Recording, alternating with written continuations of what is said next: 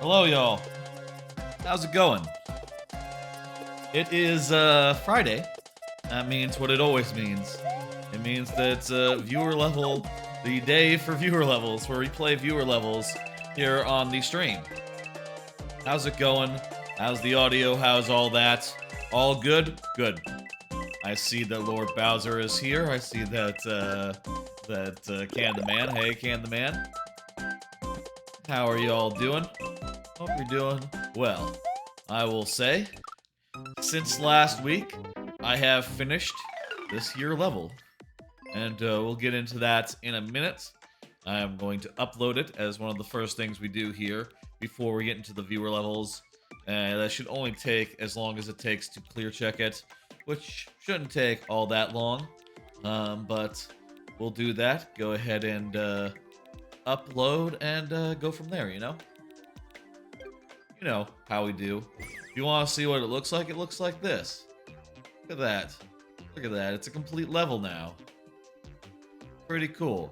We'll see it like when I play. Should I just have played it? Maybe better if I just played it rather than just scrolling through it really quickly. There's also a little bit in the subworld after, you know, where the checkpoint is.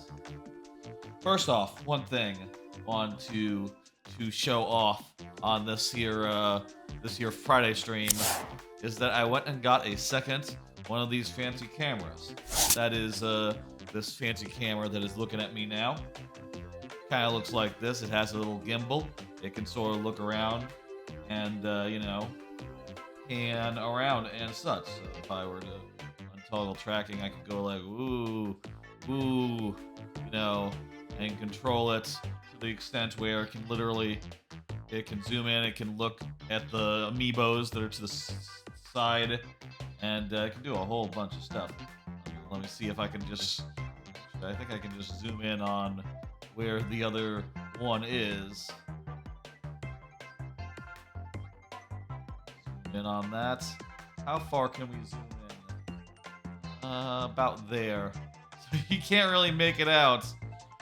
Maybe with the ring light there also sort of obscuring it, but whatever. Let me walk over there and actually, like, you know, show it off.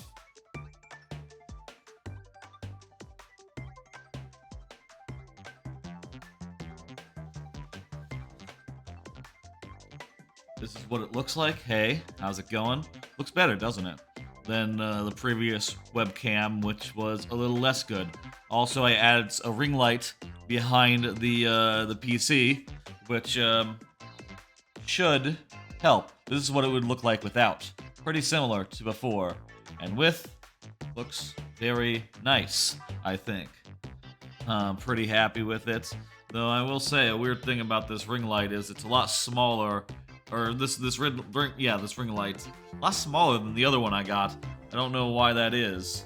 I bought the same model, but from Amazon, but came and it was like smaller by like a noticeable degree. Kind of weird, but whatever. It looks good, so what the fuck? I don't mind that much, I guess. Anyway, that's all I wanted to show as far as this ring light goes. I'm gonna go back to the other place.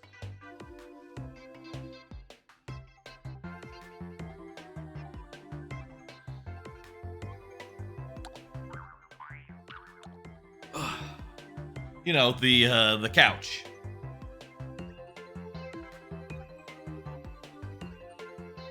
I'll say that the second camera is going to be very useful in any stream where we have to do PC stuff. You know, like the whole StarCraft playthrough that we just finished was exclusively on the PC, on the PC cam. And it's going to be nice to have that be a nice camera. Also for any, like, webcam usage for professional purposes, it kind of makes sense to have the best camera be at the desk for that. You know, if I wanted to show off that I have an Insta 360, it's not as good to do that from the couch for professional purposes. To be like, hey, hang on, I know I'm at the computer doing work stuff, but let me walk over to the couch and show off how nice my camera is. Not my work camera, but my being on the couch relaxing camera, you know? That's a little weird. Little weird, but whatever is fine. Anyway, also I will say it was slightly on sale. Didn't save that much, just like 50 bucks, but happy to have saved 50 bucks. So, you know, whatever. What's that? Who friend? Stella. From F-Zero, maybe? Friend code, okay. Oh, it's Can the Man. Gotcha. Done. I'm cool with that. I thought it might be from F-Zero or something. I've been playing a little F-Zero 99. I don't think it's that kind of game where people friend you in F-Zero 99. Anyway, let's upload this thing, this level. Let me go to the maker bot, the course bot. Sorry, I forgot what it's called, and see. And let's do a clear check. I think I am happy with the current state of it. If there are any further edits, I can do them as, you know, delete re-uploads. I'm fine with that. You know, little iteration is fine on my part, you know. If I upload a level and I see people are struggling with it, I'm okay to re-upload and do a revision, you know, once or twice. But for the best revisions, kind of need to see people play it, you know? And that requires putting the level out there, so that's what we're gonna do. We're gonna put the level out there. I think it's pretty much ready to go. See how people take it. Hello, Ida. How's it going? I want the clear... I'm gonna retry. I want the clear check time to be indicative of, like, what a good time would be. In the event that you get all the Hello, Eagle Gamer. Clear check time will be indicative of what it would be if you got you know, everything right the first time. So if I ended up getting stalled unnecessarily, maybe we would reset. I don't know. That's a good idea. Just how I'm gonna do it. Thank you for the level, Ida. I like this challenge just because, like, you know, you have to lure these guys down and then get by them. I think that's fun. And, you know, pretty unusual challenge for a level to present to player, I think. Speaking of unusual challenges, I like this one, where you have to, like, you know, jump up through a thing while some buzzy beetles are coming your way. That's good. Alright, this is where the changes begin since last week. I changed the midway to be entirely different and use a door instead of a pipe. That's because I wanted to put in a little tutorial area for the blue platform stuff. Little first blue platform ride, just jump twice, and there you go. And then you head up into the overworld, where there's another bit of a two guys coming at you situation. One thing I always like to do in my levels is to introduce a new idea at the midway, and besides going from flying to not flying, I decided for this level to also do blue platform stuff, or sorry, blue raft stuff, to be more precise. And to get that done, to make it make sense, I decided to, you know, do a handful of rides. Not that many, just like 3, but, you know, 3 rides, they kind of eat up the real estate, so ends up working out. Ida is finally done with the new Super Worlds. Congratulations, man. That's great. Love to hear it. Alright, let's clear from the checkpoint. I'm happy with this. I think we're good. I don't think it needs any more further changes. The only thing I've thought about is, like, this part here, but I think I'm happy with it. My first design for this had, like, perforated... You know, you could see one door from the other door, except separated by, like, a thin wall. But I decided later in the process, like, nah, let's just put a solid wall of clouds between them, and then they can be separate areas. Fuck! I do like how much of a nuisance these guys can be. You know, that's sort of the intent of them, is to be really annoying if you let them get out of hand. It's probably the last thing you'll do as a maker in Super Mario Maker 2. You really hope that Super Mario Maker 3 becomes a thing. Yeah, man. I feel ya. Maybe, like, some other makers here aren't really on board with that type of thinking. But I sympathize, man. I feel ya. I feel like...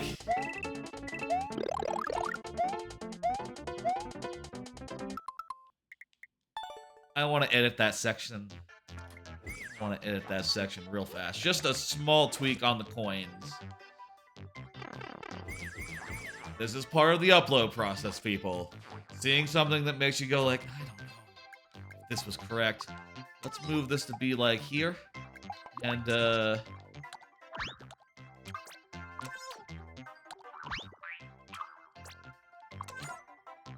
how's this look? Let me try this on. I feel ya as far as, like, you know, you want a good stopping point. You want a good, like, yes, okay, I've done what I wanted to do in Super Mario Maker 2. I've done what I wanted to do in Super Mario Maker 2. It's time to close up shop and have my last level be one of the, like, all-time, like, swan songs. You know, you want a good swan song, essentially. And that can be, difficult. Okay, I'm happy with that placement. Is there anything I want to... What do y'all think of this area here? Flying this way or that way, and jumping off the clown car. Do you think that looks natural?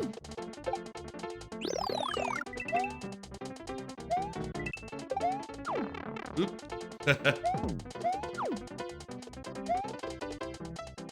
It looks fine. Let's hold on. Let's stick with it. Okay, I'm gonna do the save now. Save position. The thumbnail, you know, is like precisely here-ish, and make sure that there's like a good amount of the red of the right pipe on the thing. There we go. Okay, re-upload. Let's go. Or upload first off.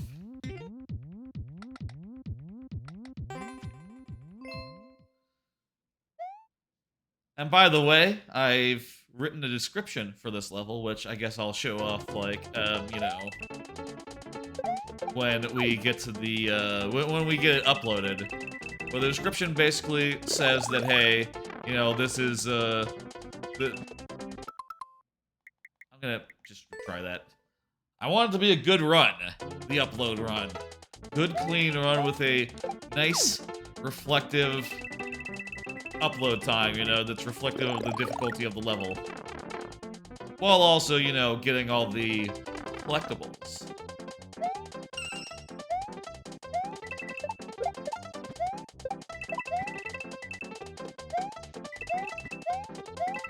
I feel you.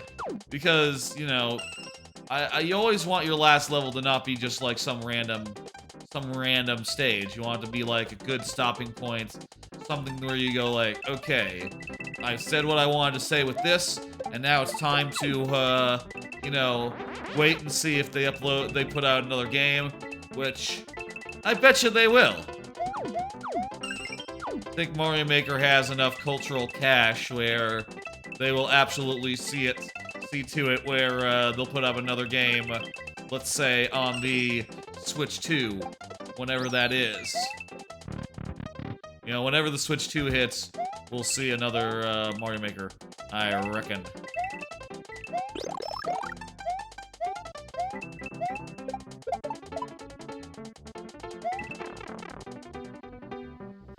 Yeah, and there's absolutely more they can do with to add to the editor. Yeah, that's another thing, like, real talk.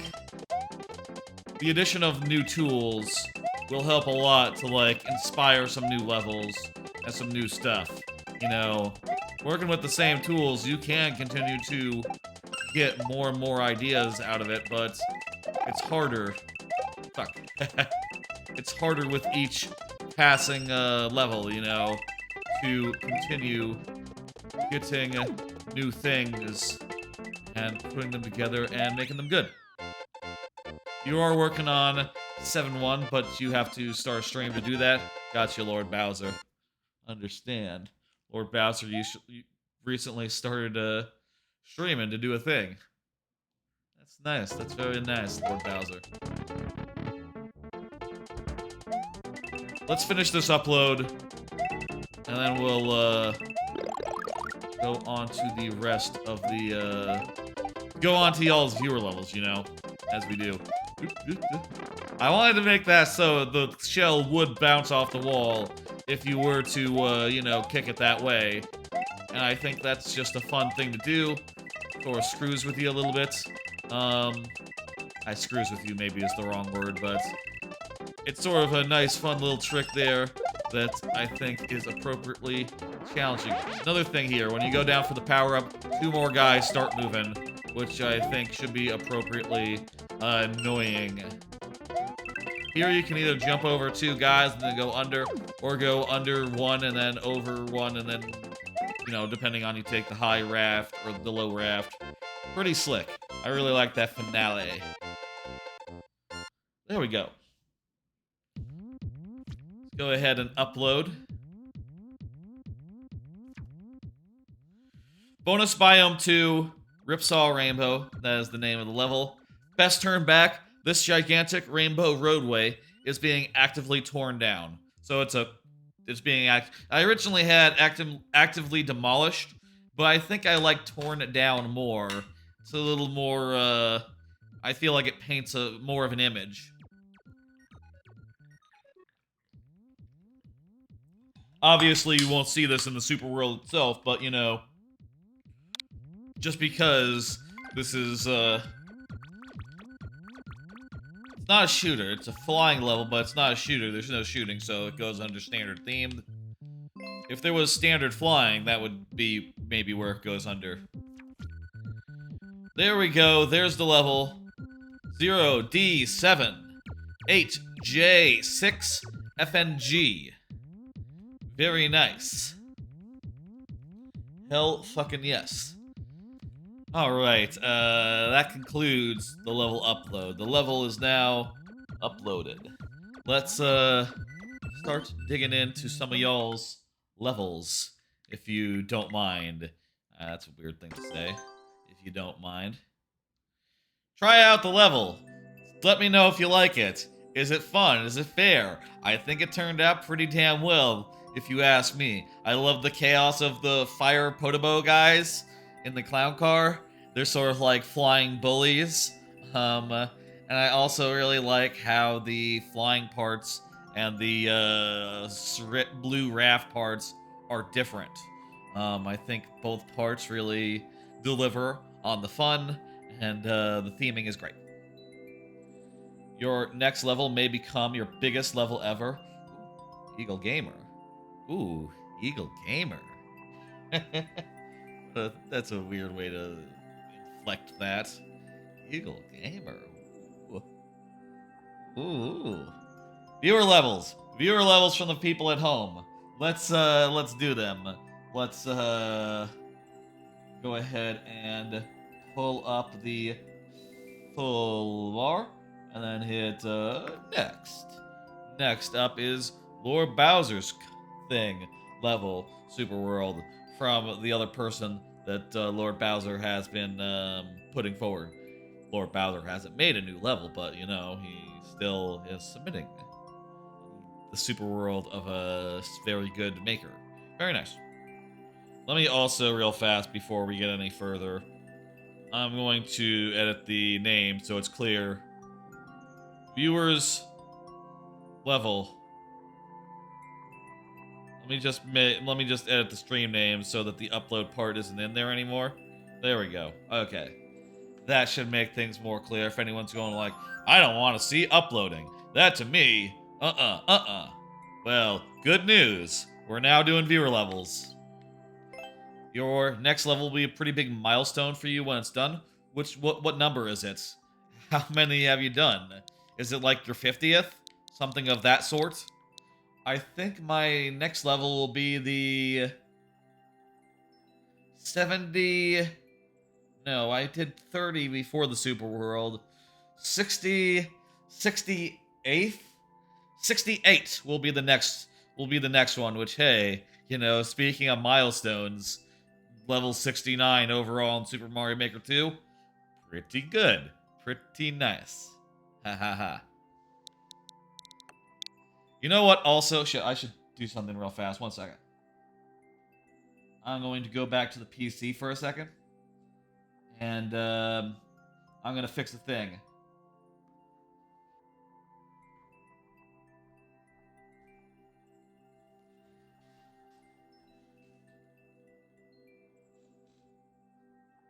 You see,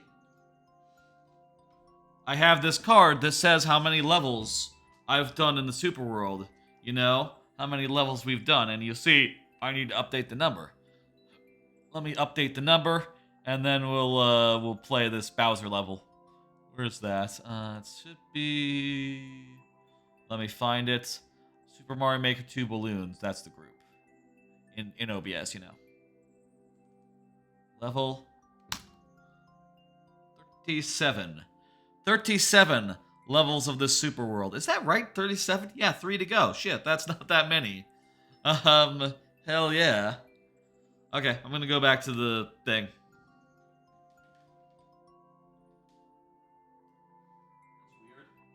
That's weird.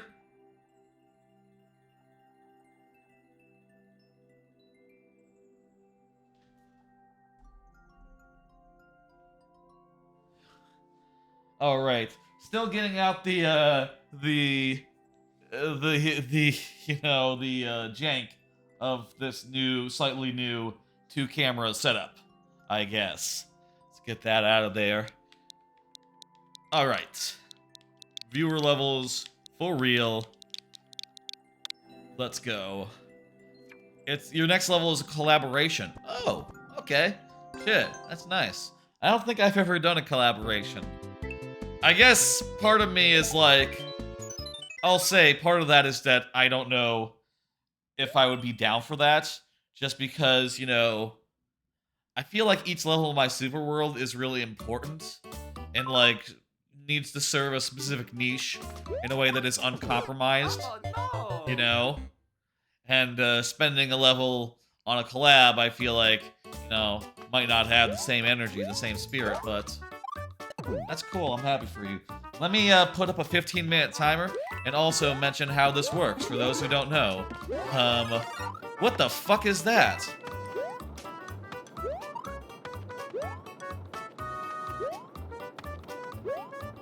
How'd this work? What?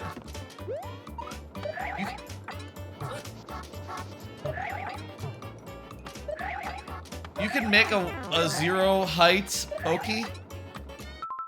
Hang on. I 1 second here. Is that a thing? I never seen a zero height pokey. Some witchcraft must have happened here. Hang on, I'm gonna load like a different level. I'll load Pokey Pressure, which is the next level of my Super World. You gotta use like a spike ball or something? That's gotta be it, right? Yeah, they only go down to 2. You put spikies on a track, and you have like a spike ball on a fast conveyor. Ah, I see. That makes sense then. That's pretty fucking wild. You just made that contraption? That's pretty that's pretty out there. Whew. Let me pull that back up and do that. Okay. For those who don't know, let me say how this works. Let me say how it works right now. 15 minutes. If you are here, 15 minutes plus 5 last tries. If that's not enough, outside the lightning round, that's a whole thing. That'll be later in the stream. Don't worry about it. If you aren't here, I still play the level. Oh, 15 minutes plus 5 last tries if that's not enough. I should say the whole thing. If you aren't here, we still play the level, but we do so in very nearly but not quite sudden death, wherein we only have 2 tries refreshing at checkpoints. So that's how we do things around here. Good little compromise between prioritizing the people who are present and playing more levels. Which is, you know, fun. It's fun to play more levels is the thing.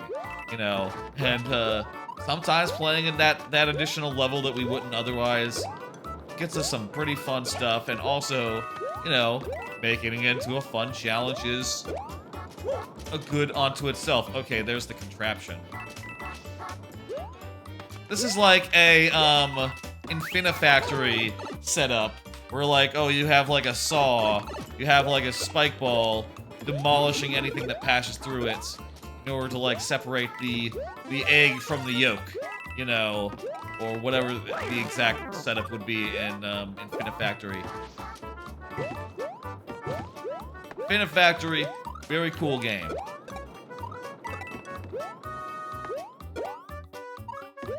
It's a game where you make conveyor belts and conveyor lines and try to build weirdo products. Oh, I like that.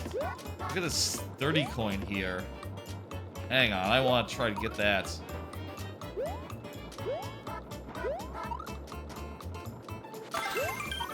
Oh, no. There's a sound of... I guess the spike balls are gonna make a sound as they, like, roll. You can sort of hear it if you listen closely.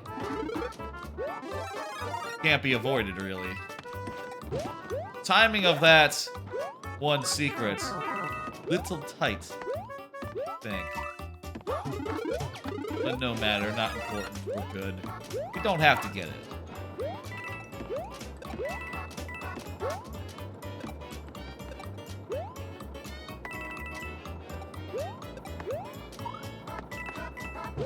What the fuck? Oh, no. Alright.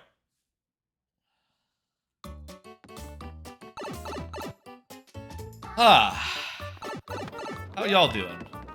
I ask again. Y'all doing? Alright. Shit. There's a mushroom later. We're fine. We'll be fine. Tough final part. It is tough, yeah. Oh, no. That was not the tough part. That was on me. Jesus. I just walked right off that.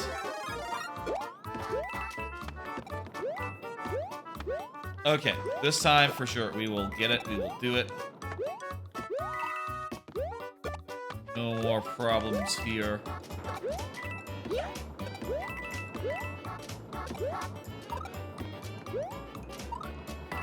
I mean, it's an interesting challenge. Hit the thing and then gets into the pipe. It's cool. There's 2 pipes here. Must have been a secret exit. You got the first clear? Haha, Ida, that's nice. You like it? That looks like you're applauding. That, if I am not mistaken, is Squidward applauding. Is this Squidward? No, it's like, just like a guy. Maybe it's you. Maybe it's someone I don't know. Kinda looks like Squidward when you see it from a distance. Oh, it's not applauding, it's like doing the double pumps? What the fuck do you call that? When you do like this. It's like a dance move from the 60s. You know, I feel like you would see it on the Jetsons. You know? That's my thoughts. My association when it comes to that. The Dance Asobo channel. I can't read from this distance. You know, the preview monitor is not that far away, but, you know, this is at TV distance, really, that I'm looking at it at, so the emotes can be slightly illegible. Just slightly, though. Thank you for the level. I have now... Take down the timer. complete. Hey. And let me go ahead and hit the next level. It's Eagle Gamer. Eagle Gamer. You know what to do, Eagle Gamer. Liked what's going on with the with that? Ooh, look at that. Two people liked it, including Ida and the other person who said that the game said they liked. How's the clear rate so far? Is it good? 5%. Okay, sure. I think that is fair. Well, only one person has cleared it so far. Good work, Ida. Was it hard? Did you find it a little bit challenging? Oh, well, hang on. The game... I'm confused. The game says 2 people have liked it, but only 1 person has played it? Well, it must be that those people haven't finished. So, there you go. That's probably the reason. Kinda hard? Gotcha. Well, it is the 8th world, so it's supposed to be kinda hard. It's supposed to be kinda hard. That's in the intent. Did you enjoy it? Well, you liked it, so I'm gonna assume yes.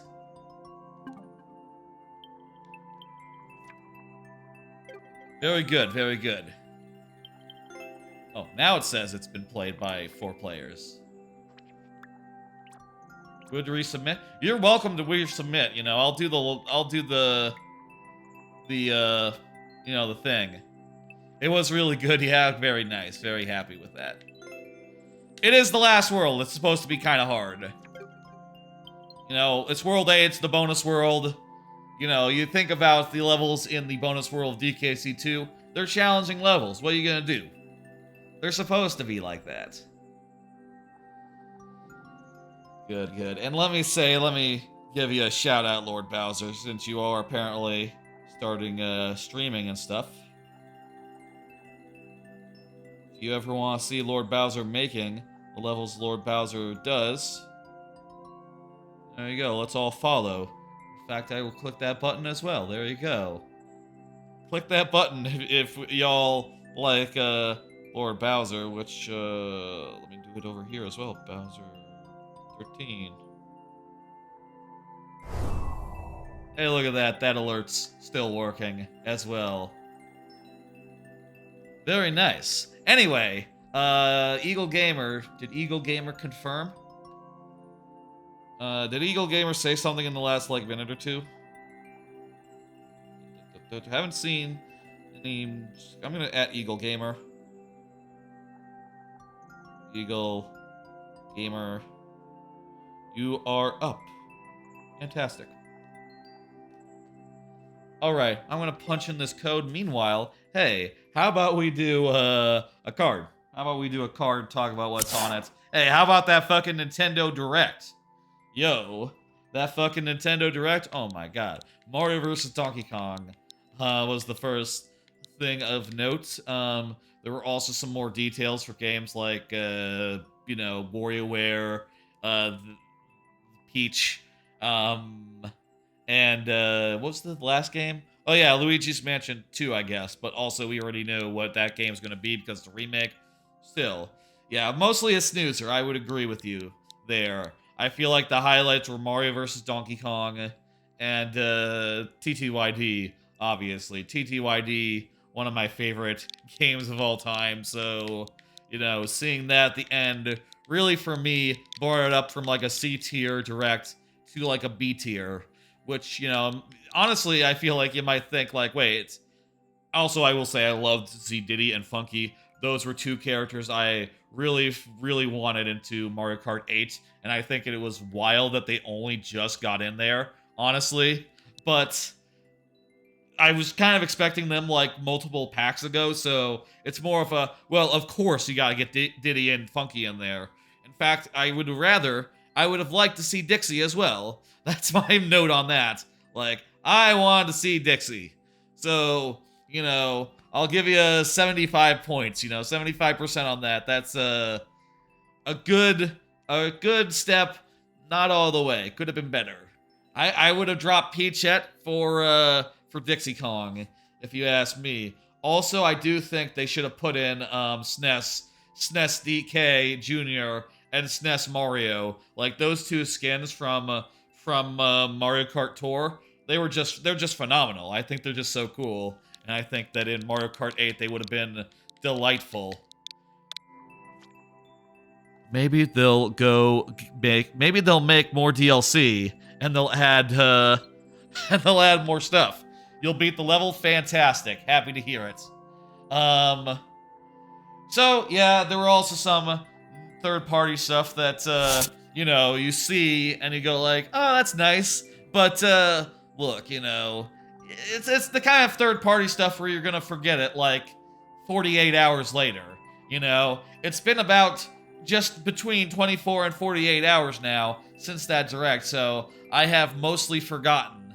And by the time this VOD goes up, everyone will have forgotten every third-party game in that direct. So if y'all have third-party stuff you remember from that direct, do say so. Like, there was like some big sequel to some indie game. Oh, I forget. Hey, we all forgot what else was in that direct other than the thing. Eagle Gamer is here. Fantastic. Thank you. Peachette is a worse addition than Pink Gold Peach. Yeah, I would agree. Because it's just Peach with a hat when you get right down to it. And like a slightly different dress. At least Gold Peach looks different. Other than the hat. I see the difference. I see the difference here.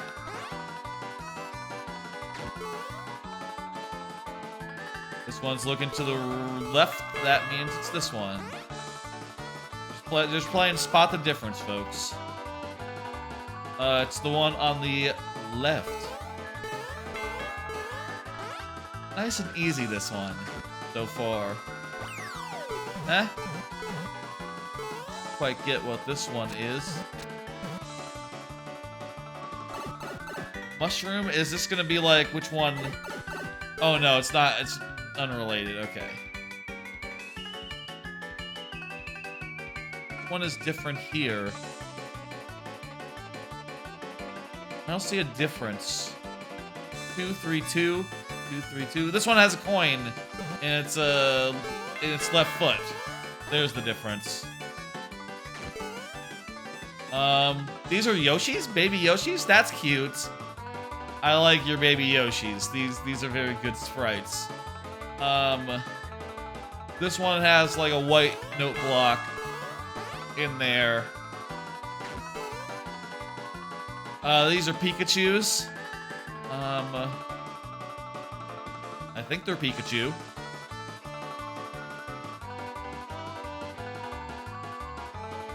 Has to do with the eyes. The eyes have white in this one. Have clouds.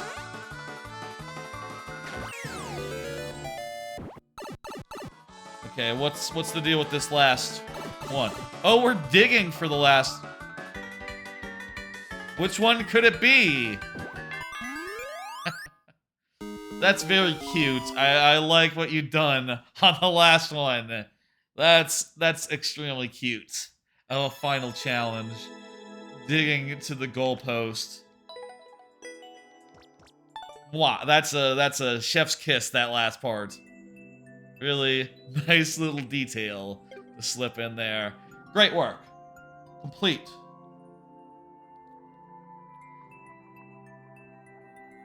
Ida is up next. Ida has been chatting. Very good. Let me end timer. And you know what? We'll do another card. Hey, let's talk more about TTYD HD. Let's go into detail on that because, yo, that was probably like the most... That direct was kind of a sleeper, It was full of things like, oh, here's Donkey Kong versus Mario. Mario versus Donkey Kong. Which is like, okay, that's an okay game. I would have rather it just come out on Game Boy Advance Online for free, but... Or, included with the purchase, but, whatever, man, I'll take it, that's fine, And, TTY... But TTYD, on the other hand, Thousand Year Door, that is, like, literally in my top 5 of games, so I was pretty excited to see it. I recognized it immediately from the book, the book with the star in the middle. Like, yeah, that's iconic to me. It's what happens whenever you load up the game. And if you've loaded up the game as many times as I have, you 100% memorized it. You know, it's immediately recognizable. Though part of me did ask, like, wait, new game or remake or what? You know, you gotta wonder when you're seeing this, like, wait, is this TTYD? Is this TTYD? You know, until they show Roguesport, you can't be 100% sure. It could be another story in the Paper Mario saga, something of the sort, right? Should we do the Super World or should we just do a level? Super World, okay, you said Super World, very good. You're more of a Mario RPG guy. I'll say I was worried for a while about this, about Paper Mario Thousand Year Door coming back. You know, in the event that they did it, I was worried they'd do it differently. They'd make it weird. And I'll say there are some differences, like, you know, it does look fairly different, a little more flat in places, a little more papery, a little more cardboardy, which, you know, I don't necessarily take offense to. And I will say, you know, you can look closely, and there is, like, a difference here. They didn't do the white outlines thing, which I was really goddamn worried about.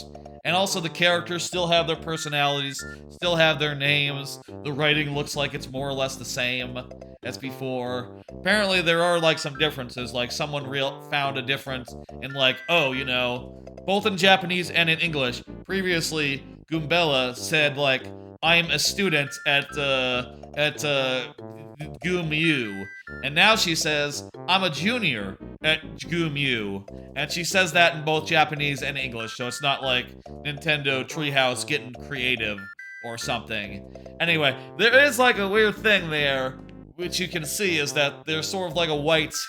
You can sort of see the side of the paper, like the edge of the paper characters, which I do think looks a little unusual.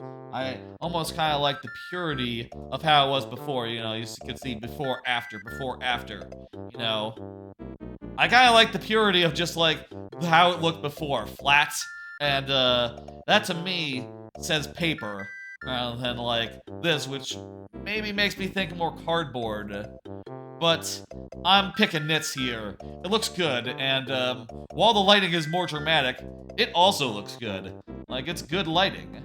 And I probably cannot complain about that. There's also stuff like this where, like, now the pig looks like it's made out of paper.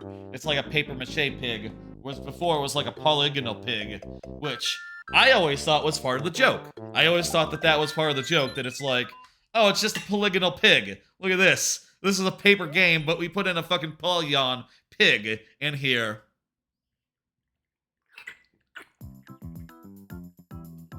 How dumb is that? Now it's actually paper, so fits in better, I guess, but... I feel like I'm going to have to adjust to the new look. I think it looks great. I think that, you know, hey, like I said when I saw Mario RPG remade for the first time, whatever. Like I said, you know, seeing how faithful they were gives me faith that when they do T2ID, they will be faithful to it, and I think they have been. But I'd be lying if I said there's nothing that gives me pause here, you know. But at the same time, it looks like they did it justice, you know. It all looks great. They haven't, like, toadified the characters. And, you know, I'm very, very grateful for that. I hope whenever they do another Paper Mario, they can now look more towards Paper Mario Thousand Year Door than, the last few. You know... like, Color Splash, Origami King, all that shit. Like, no, Thousand Year Door, that's the best one. And, I hope that everyone who didn't have a GameCube can now go play that game and love the hell out of it, because it is damn good, and I think it's still one of the top... Well, I think it's the best RPG, if I'm being honest. It's in my top 5 games of all time, and there's no other RPGs in the top 5, so... by de facto, it is my favorite RPG. Other than that, other than our, like, top RPGs, probably, like, Chrono Trigger, Persona 5, Undertale, something like that. Maybe Deltarune will get there in time once it's all done. Thank you for level, Ida. I'm going to hit complete. Let's hit next to see the next level. Next up is Squink. Squink, go ahead and confirm. You know how to do it. I'll add Squink as well. You know what? Let's be this way. Hey, there you are, Squink. Hello. Nice. Like, not a polar bear, is it? It's like a white bear. Is that a polar bear? Is any white bear a polar bear? It's cute. In any case, let me do another card while I'm punching this in. What do y'all make of Peach's new game? I feel like the response has mostly been positive. I look at it and see like, yeah, I don't know. It looks like you're kind of running around, you're hitting buttons, and it's probably going to be a better game than Super Princess Peach, but that is a low bar to clear. Oh, it's Snow Bear, right. I know Snow Bear. Streamer, Snow Bear, Mario Maker 2 streamer. Gotcha. You're kind of hyped for it. Here's the thing that sort of like gives me pause. You know, it's sort of... The last game that they did sort of was like hopelessly offensive in a way. You know, it is to say like, oh, we made a game we made a game wherein you're Princess Peach and you're crying all the time because you're a girl. And it's just like, yeah, girls have problems with their emotions. And it's just like, whoa, buddy. That's kind of, a stereotype? You're kind of like just doing the most. That's kind of offensive, actually. And, you know, this time they're like, okay, you know what? We learned our lesson. And this time, because you're a girl. Oh, new upload? Gotcha. Sorry, I didn't see that. Let me get out of here. This time they said, instead of crying, because that's, you know, it is kind of offensive, instead you're gonna be playing dress up. It's just like, okay, that's also kind of a, it's also kind of a, pretty, like, what's the word? Shallow? Basic? Idea of what ladies do, you know? It's like, I kind of get the vibes of like, and I think multiple people have, it's like Barbie. You know? They've gone for like a Barbie thing where we're like, oh, Princess Peach is gonna be like changing outfits like the girls like. And I don't know if that's like, you know, I know that, ooh, this is fun. I know that, Barbie movie, very popular, maybe it's empowering now, you know. Barbie in particular has taken steps to be like, yeah, we know that it's kind of shallow to say that like all girls like to do is dress up, right? But, you know, hey, we made her a scientist now, or, you know, she has other things that she does in addition to dressing up, so don't worry about it. It's not just, like, you know, it's not a problem for Barbie. I don't know, though, for, like, Princess Peach's only outing, I have a little bit of hesitation. You got a full jump? Yes, I'm figuring that out. MMGP? What is that, Ida? MMGP. Majora's Mask Grand Prix?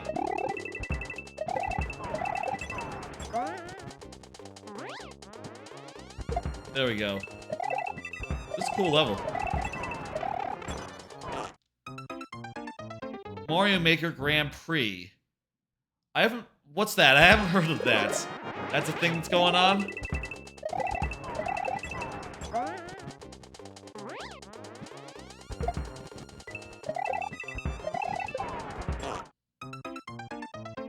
That's cool. Hey.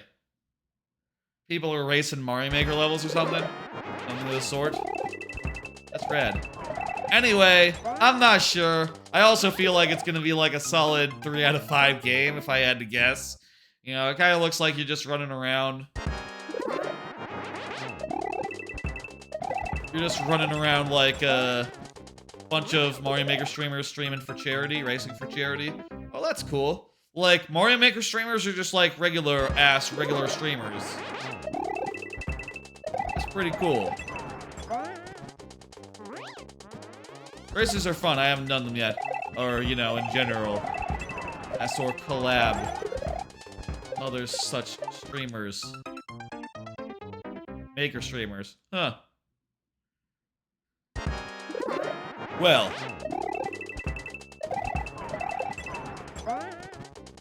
Yeah, you know, I have work during the day anyhow, so... You know. Probably couldn't have participated if it was earlier this afternoon. Anyway. I guess, you know, there's like a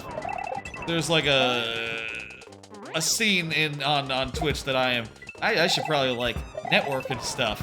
Maybe that would be a good idea to network more, I don't know. With other Mario Maker streamers. Doesn't matter. Tomorrow's the finals. Hey, that's very cool. Maybe we'll raid into one or something. Are they still going? It was today and the last 3 Saturdays. Gotcha, gotcha. Okay, so... Probably over then, yeah?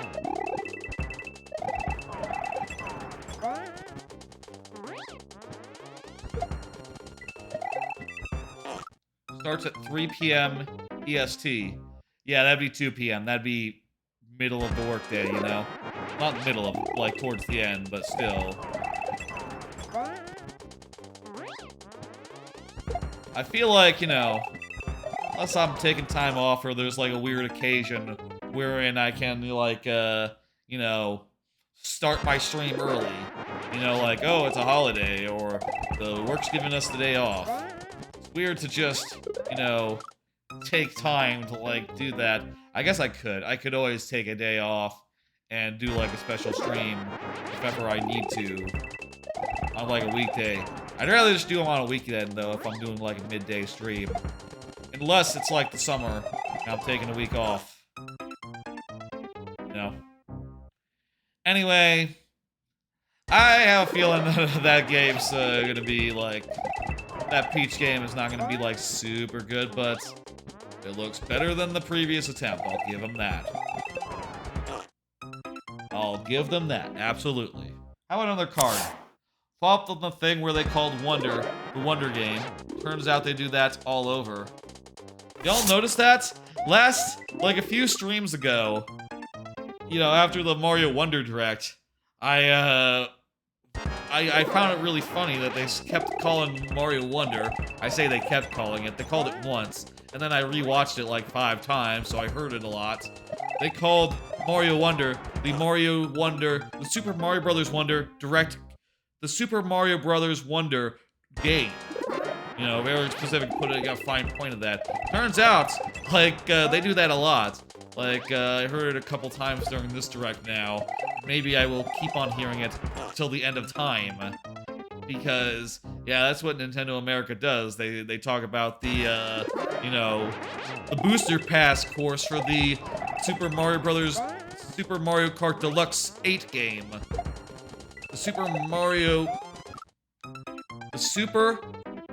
Yes, that's right. The Super Mario Maker 2 game is what I said a lot. This game right here is the Super Mario Maker 2 game.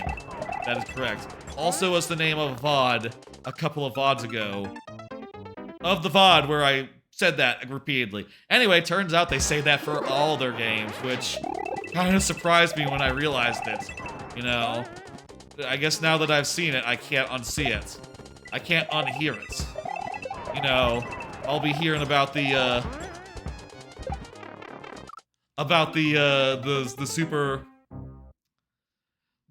I'll be hearing about the booster pass for the Super Mario Kart 8 Deluxe game. Jeez, it's such a mouthful. I don't know how they say it repeatedly.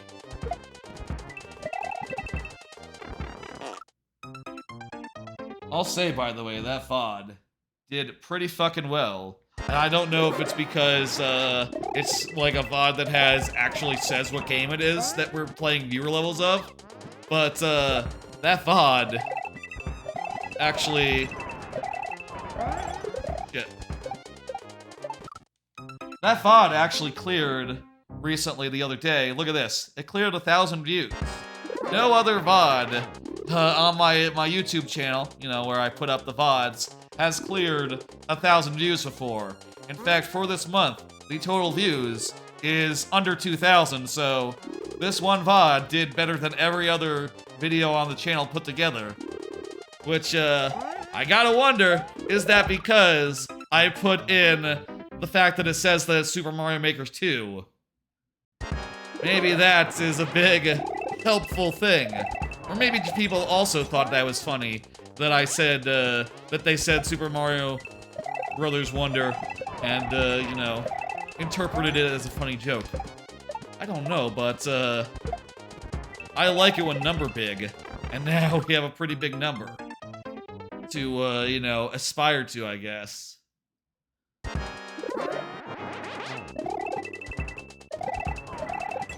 And I'll say, you know, like, it is weird looking at that VOD stats and going like, well, shit, you know? It's actually very clear in this case, and maybe in, like, other recent Mario Maker 2 viewer level VODs even, that, like, the amount of people watching it later might actually come to outnumber the people watching it live. But, you know, I don't think that's necessarily something we have to worry about yet, or even something we really have to worry about, or just, like, keep in mind, I guess, when making programming decisions. You know, these last couple jumps is hard. In the case of any Super Mario Kart 8 Deluxe Booster Course movie, right, they want to make clear that they're talking about the expansion content for the game, not for Super Mario Kart 8 Deluxe the movie. They can just call it Mario Kart the movie if they want to, like, clarify. Like, wait, didn't they call the Mario Brothers movie the Mario Brothers movie? So, it's not like they named this something where you can, like, confuse it.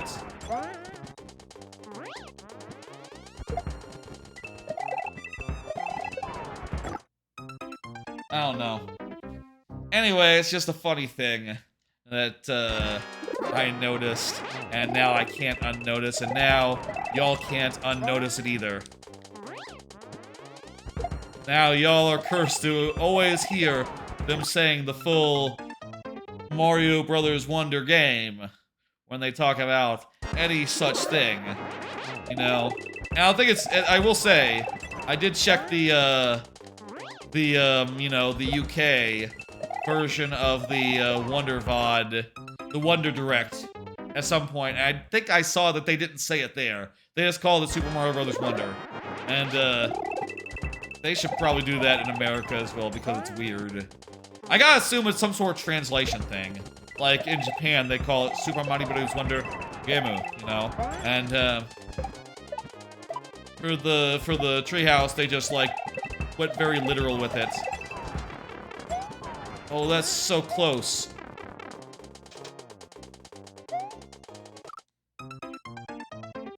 Hey, Sasik Luna, how you doing? Got pretty close there, but we do have to not beef it, or else we won't be able to win.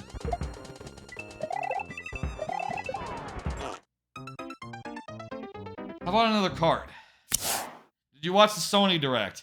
No announcements, very boring. Spider-Man 2 trailer, looks fine. Final Fantasy, not for me. Makes the Nintendo Direct look good. Yeah, if the Direct was a snoozer with like a pretty good, with one pretty good announcement and one amazing announcement, both of which being, you know, remakes, so can't give them too much credit there. Then the Sony Direct was just that, but times a million, because they didn't have, like, dick. I feel like I just watched it and then just immediately, like, forgot everything that was there. Just, like, in one head, out the other. In one eye, out the other. It was all very boring, other than maybe, like, you know, if you really like Final Fantasy, which I know a lot of people really like Final Fantasy, it's not for me, you know? You didn't watch it? That's probably for the best. They didn't have new games, was the thing. Which, I feel like if you're gonna do a Direct, you gotta have new games, you know? if you just want to put out a trailer for Spider-Man, just put out a trailer and have that be it. You know, you don't need to have a whole direct for it. And the trailer is like, whatever, it's fine. There's more costumes. Great, okay, we figured that. There was a ton of them in the last game, and of course you're not doing less than before. You're pretty much a Nintendo guy? Yeah, I feel ya.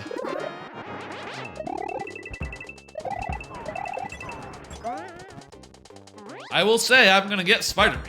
You know, I'm gonna get Spider-Man. I thought the last 2 games were pretty good. You know, maybe not like 5-star games. I felt like the stealth sections in them was really shit. I do think that the first one could have been paced better, and I think I like the moveset of the original Spider-Man game more than Miles Morales' moveset. I really liked some of the moveset in the first game had some real overpowered potential, whereas, like, I felt a lot weaker as Miles Morales, which, to me, is a bummer. I want to feel strong when I play a superhero game, I guess. But I'll play it, you know, I don't know if I'll prioritize it, considering it's coming out on the same day as Mario Odyssey. I'm sorry, Mario Wonder, jeez, what am I saying? The Mario Wonder game, you know, imagine if they ever... Imagine if, like, someone at Nintendo ever got up on stage and been like, yeah, so this is Super Mario Odyssey. Wait, no, Wonder! It's better them to say the Super Mario Brothers Wonder game than it would be for them to say Super Mario Odyssey game. The only thing you want from Nintendo is I cannot read that while I'm spin jumping. I'll read that when I'm dead. Okay, hang on. Yes! Ah, it's checkpoint! Ah, the timer is just about out. We're gonna go to last tries in a second here.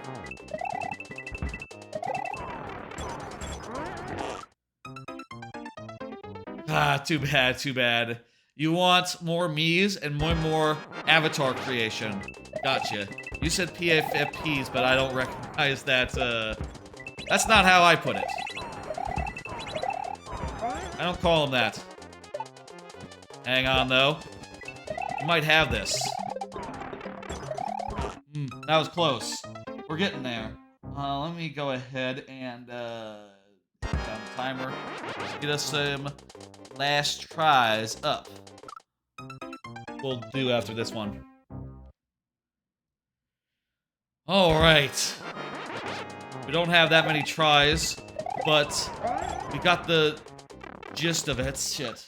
I think we got a good feel for it. It's very possible we'll be able to get through. Around halfway to the end of the level. Well, yes, the checkpoint is halfway to the end of the level.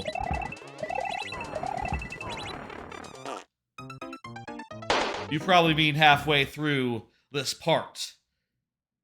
The end pipe, gotcha, okay.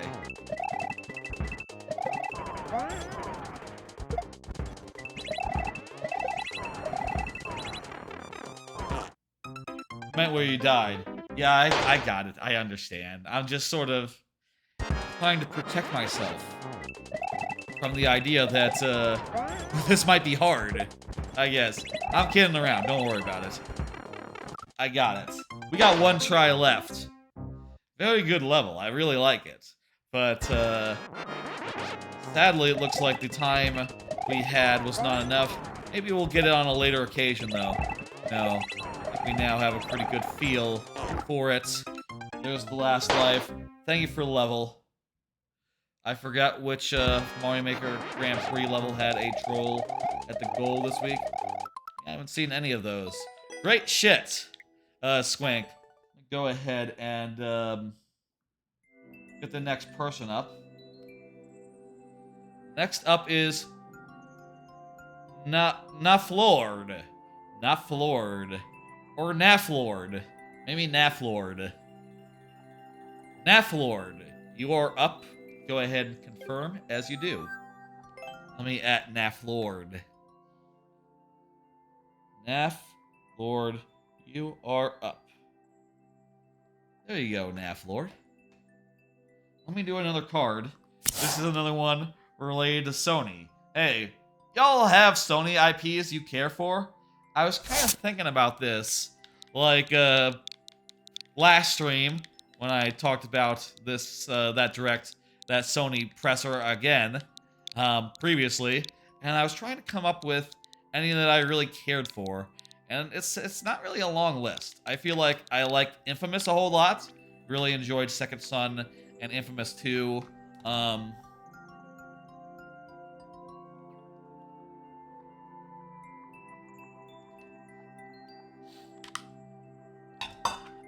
I think that whatchamacallit, Uncharted and Last of Us are pretty good. I'm not really the biggest modern God of War fan. I never played the original, so I can't speak to them. This looks like a weird one. Let's go ahead and pull this up, and we'll go into this. And other than that, I don't think there's that many IPs which really stick with me. Like, I've never played Ape Escape. I've never played Wipeout. I've never played... Oh yeah, Mario time. Yeah, this is not really a real stage, is it? Thank you, Naff Lord, for the level. It was very easy to get through, even in a very nearly but not quite sudden death. Thank you, thank you. Yeah, that was his level. This is the code, right? Look at that. Look at the code. The code matches. That's it. That's it. That's the one. Hey. What are you gonna do? Complete.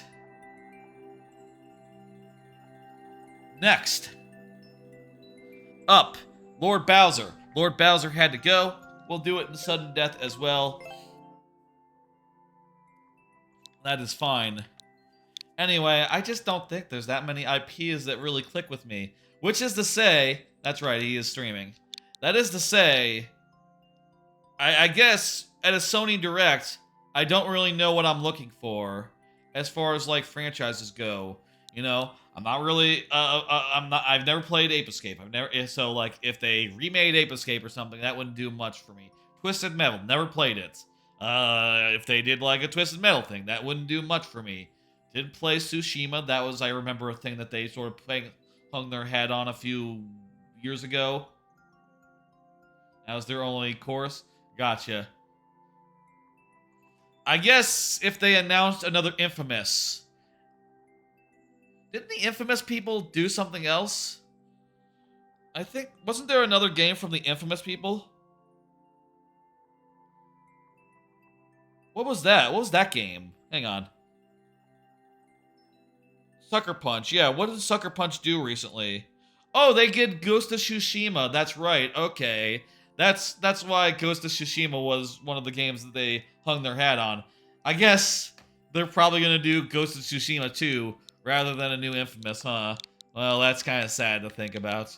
For me, it's like one of the 3 Sony franchises that I care about. Other than that, I feel like for Sony and for my PlayStation, it's been like games that are exclusive to it. I will say I played the latest Rift Apart. I played Ratchet & Clank Rift Apart. That's the only Ratchet & Clank game I played. I thought it was pretty okay. I thought it was pretty good. Not maybe wild about it, but it's fun. Maybe a little long, I don't know. Maybe like somewhere between a 4 out of 5 and maybe a 5 out of 5. But like not like a strong 5 out of 5, you know, like a borderline one. It's sort of borderline, I think. For me. Anyway, I forget what I gave it. Maybe I gave it a 5. Some sort of puzzle level? What's the deal?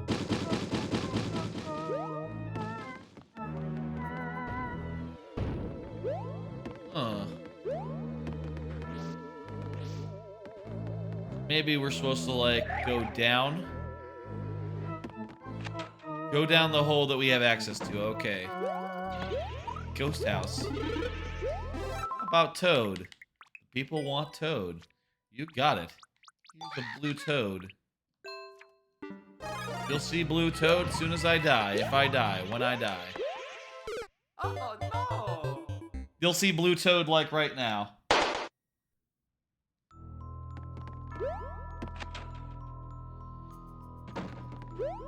So yeah, I just don't think I have a lot of IPs from Sony that I really am excited for. I guess like if they announce a new Uncharted, new Last of Us, I'd be pretty interested. I'd be down to play another game in those franchises. I guess if Naughty Dog just had a new IP, I'd be interested to see what they were putting together. Typically, they have put together some pretty good games. And I think that with a third crack at it, they do a pretty good job. I don't understand here.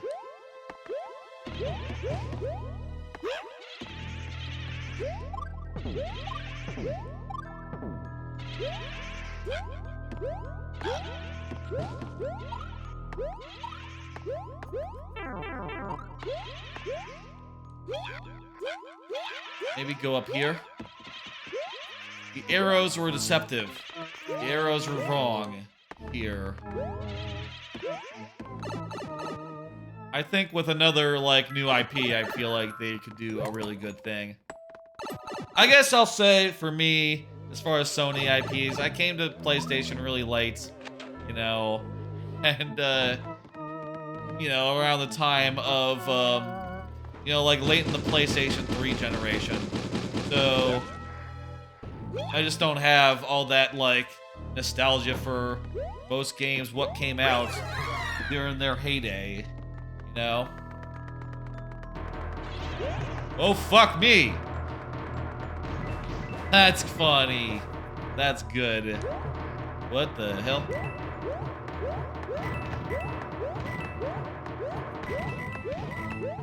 Pretty good little twisteroo.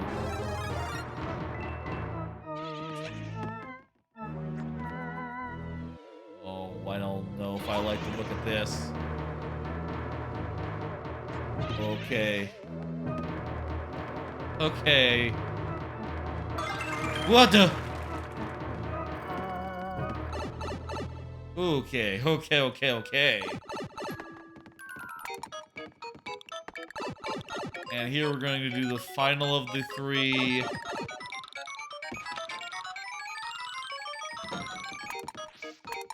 Okay, good, it refreshes. Because we have to go down here and do this last room. Very good. Very good. Ooh. Alright, it's some sort of, like, auto-scroll type situation. Platform level, you know? So far, no tricks. A good old boo drop. I've seen this type of thing before. It's cute. Have an unexpected drop. Conversely, automatic rise, also pretty funny.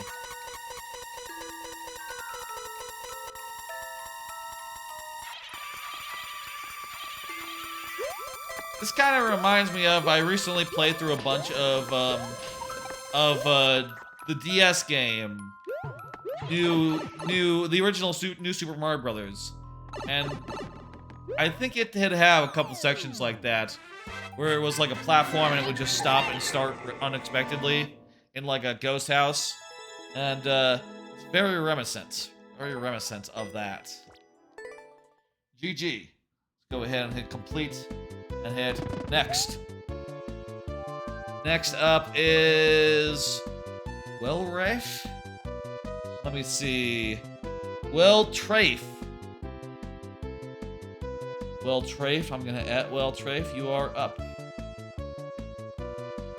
The viewer level bot seems to think you're not in chat, but we'll reserve judgment until such time as you don't say anything after a reasonable period. Reasonable amount of time. People are liking that course. Let me see how that Ripsaw Rainbow is doing. Like, go say an hour into the stream. 4 likes, 7 plays, and a clear rate of 5%. About right. That's about right. And, you know, as far as the amount of people who have played it and cleared it, I'm still kind of weirded out by the fact that maybe people are just playing it multiple times, and that counts multiple times. I always am thrown by that. I'm always thrown by that when the amount of plays doesn't match the amount of, like, people who are here. But I guess that's just how it works. Very nice. Happy to see that y'all are enjoying it. Very good.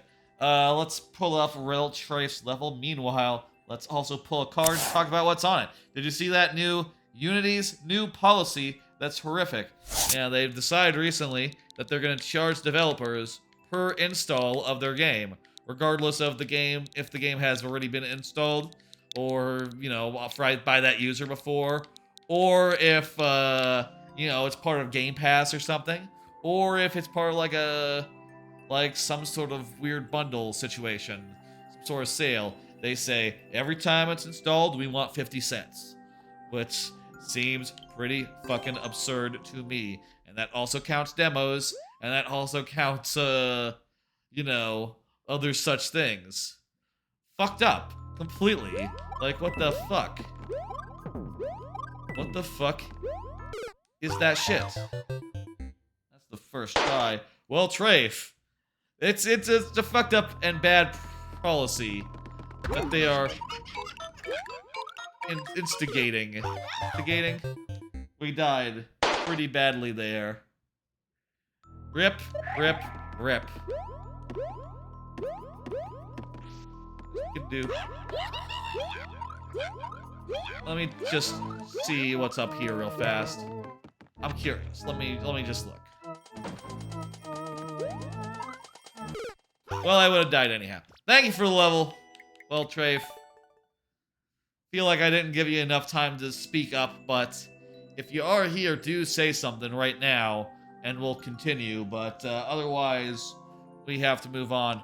Horrifically bad policy. Horrifically bad policy. And, man, I feel like with Unity, the writing's been on a wall for a while now. And if anyone's like, you know, it's never been a better time to switch from Unity to something else. I'm gonna hit next. Well, Trey, thank you for the level. It's never been a better time to switch from Unity to something else.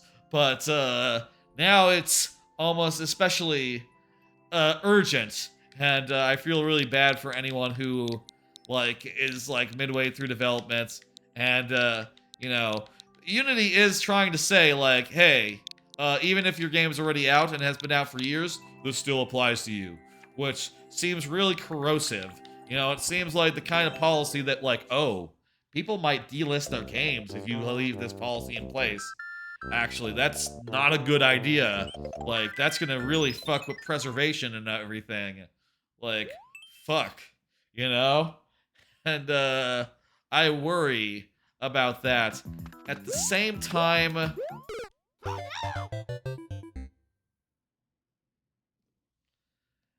At the same time, this is, like, so unpopular, it's gonna drive people away from the platform, and I just hope that, you know... I feel like you shouldn't be allowed to make it, like, retroactive. You know, I feel like you shouldn't be able to say, like, well, we decided you all should pay us extra money, so there you go. You know, it shouldn't be retroactive, it should be based on, like, the version of Unity that they're using. So, you know, whether or not their game is out, so long as they don't want to update their Unity, they should be good to go, you know, releasing their game. Which makes sense, because, like, okay, well, if the game is about to come out, then, you know, you can't just say, like, ah, you're gonna have to pay us extra money. It's like, wait, no, we just spent 5 years developing this game, and you tell us, like, in the last minute that we're gonna have to pay the extra money? Fuck you. What the fuck? It's fucked up.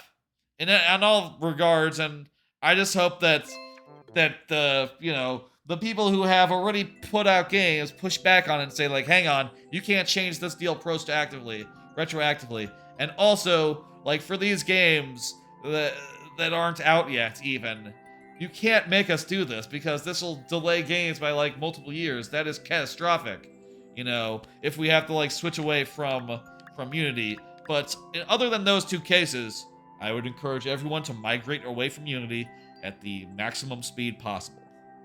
That's all there is to it. Thank you for the level, Ida. We completed that. Let me go ahead and get up another level. Can the man confirm that they are here? Can the man confirm? Let me at can the man. Can the man, you are up. Beautiful. Another card. Been playing Sea of Stars, a whole lot of it, actually. That's been my main game through this week. I have not just played a little bit, not just played like a reasonable amount, but have like been plowing through that game in a pretty good clip. You know, basically with a game like that, you can think of you going through like different areas and different like arcs, right? Like, okay, we're going to the bog, we're going to the necromancer's place, we're going to the haunted mansion. Hey, Can the man, what's wrong with this code? Oh, that's a W, not an M. You know, you can think of it as like a series of little levels like that, right? And I'll say in each of the sessions that I did like on Tuesday and Wednesday, I played through like 3 hours worth of gameplay. You know, like probably like 3 or 4 arcs per session. And it's been really fun blowing through it, seeing the stuff, seeing the story unfold.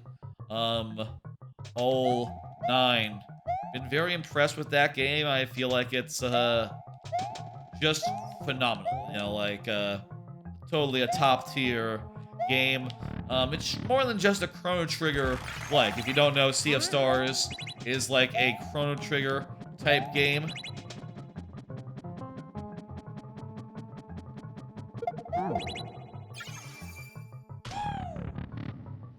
Is like a Chrono Trigger type game.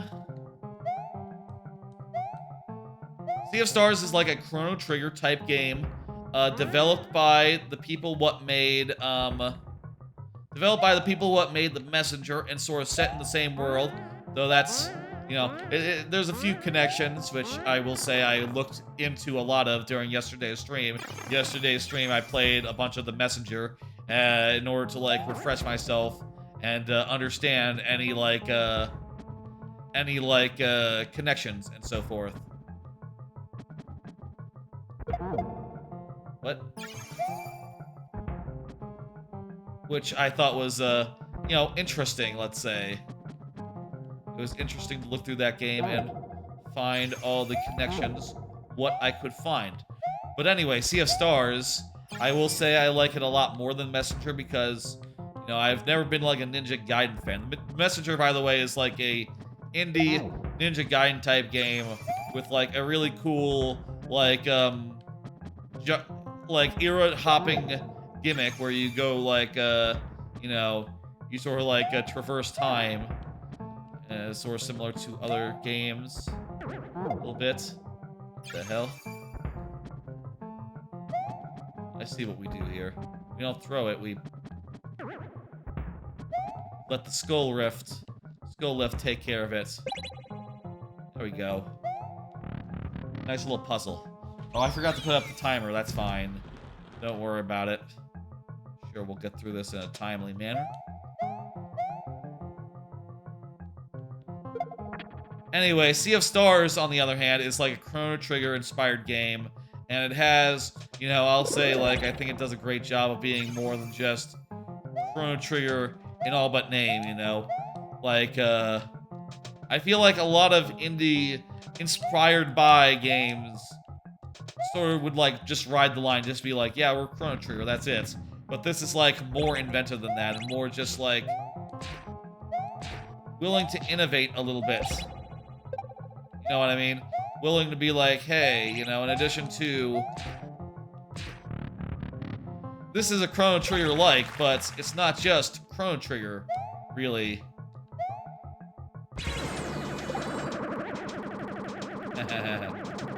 That's fun.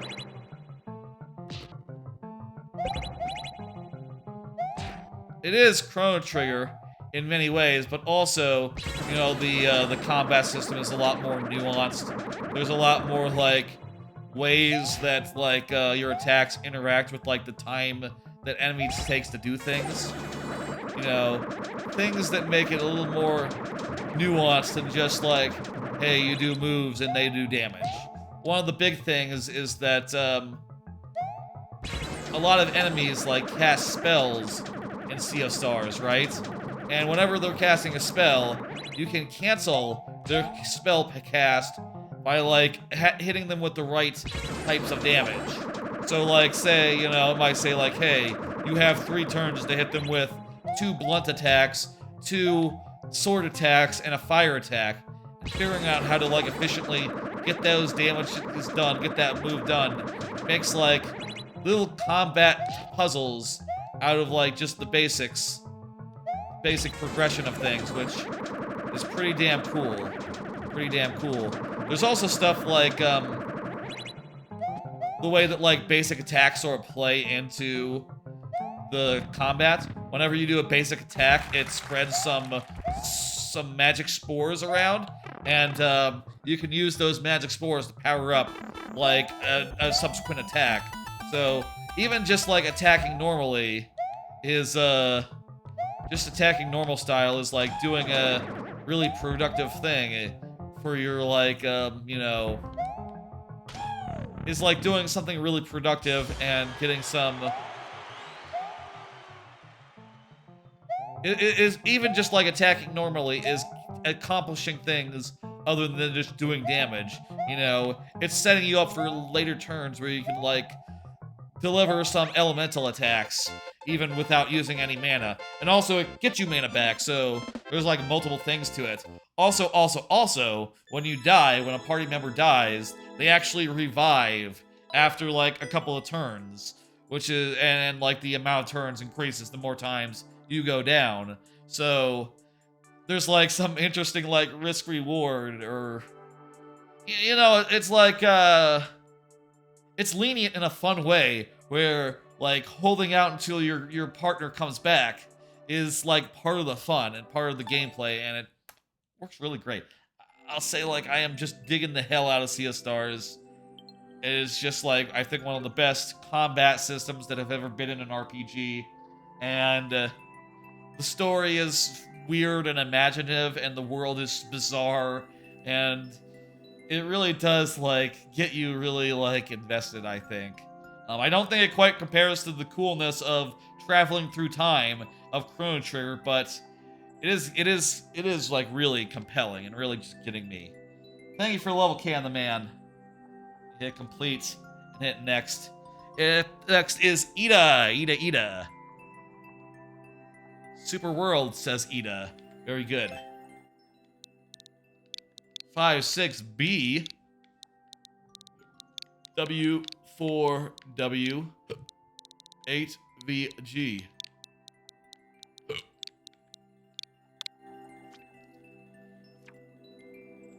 We've been going for about an hour and a half. About viewer levels for an hour of that.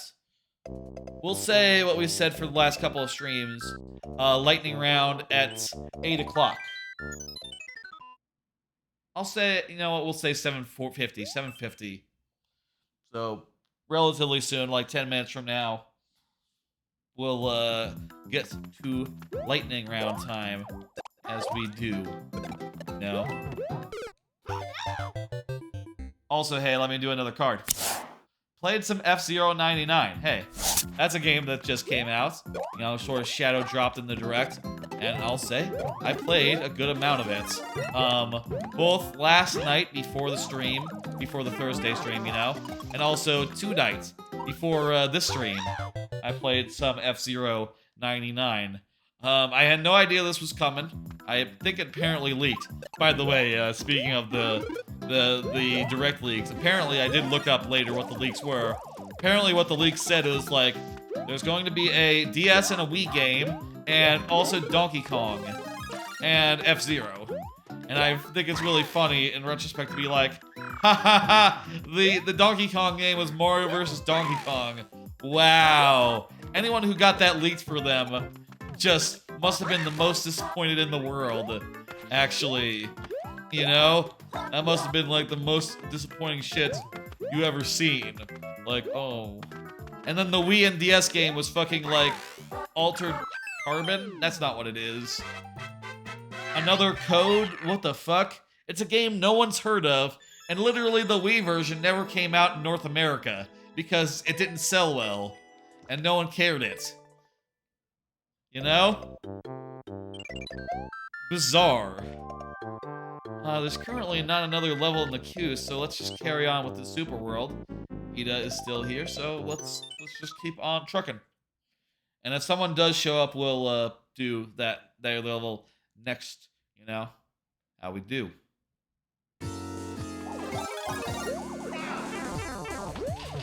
I'll say F-Zero. F-Zero, 99. I'm having a good time with it. I think it's fun. I think it's chaotic. I think it's just a good-ass time. And it kind of rights one of the amazing wrongs of the world, which is that, did you know that original SNES F-Zero game didn't even have multiplayer? It didn't even really have multiplayer. In that game, you just played against bots because they didn't have the technology to make the multiplayer good, if you can believe it.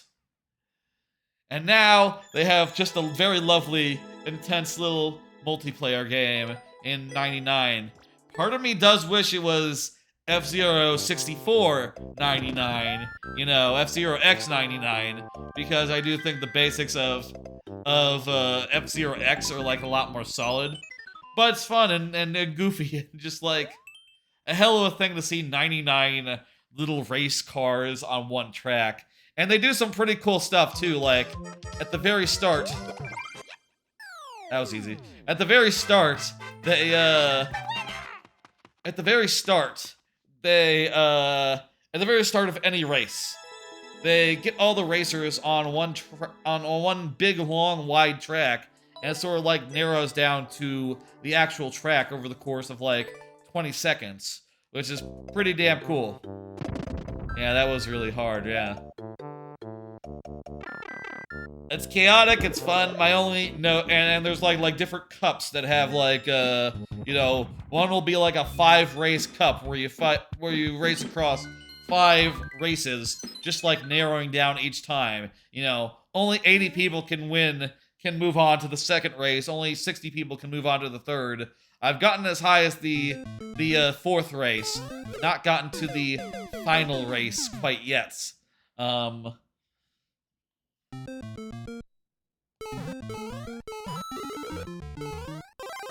But it's chaotic and good, and I'm enjoying it. I will say, if I had like one criticism of it,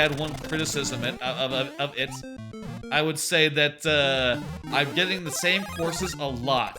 Feels like when I go into any given mode, Mute City 1 and like Big Blue are always going to be 1 and 2, and people always vote for Mute City. And I'm getting really tired of Mute City. And honestly, I'm also getting tired of the other tracks the other 3 tracks that come up, you know? It looks like there's a lot of levels in there, a lot of tracks in that game, so I hope that, you know, there's some, like, cups or whatever, some modes that are, like, limited time modes, whatever, that will give me access and let me play some other tracks, because I want to play some other tracks other than the basic 5, honestly. You just cleared an uncleared level from 2019? Dang, that's impressive. Anyway, F-Zero X, or F-Zero 99, I think it's really good. I think it's one of their better, like, 99 type games. If I had to say, I would say that F-Zero 99 is better than Mario 30. Which, that's gone, right? That's gone. Like, Mario 30 is, like, long gone, right? Probably not better than Pac-Man, or, not Pac-Man, but, Tetris 99. But, you know, for my taste, I feel like this, like, kart racer, this, like, racing, battle royale is unique and interesting and fun, in a way that I don't think I've ever seen. Are there any, like, other racing battle royales? If there are, I would be surprised. Let's do 8 o'clock. We'll do 8 o'clock for the lightning round. That's fine. No, I should stay with what I have said earlier. It'll be a little weird if we don't get some more levels into the rotation, but, you know, hey. I'll say again, queue's open. Y'all are free to get levels in there if you like. We'll have to come up with some sort of, with another thing to do if we, bail out of the super world.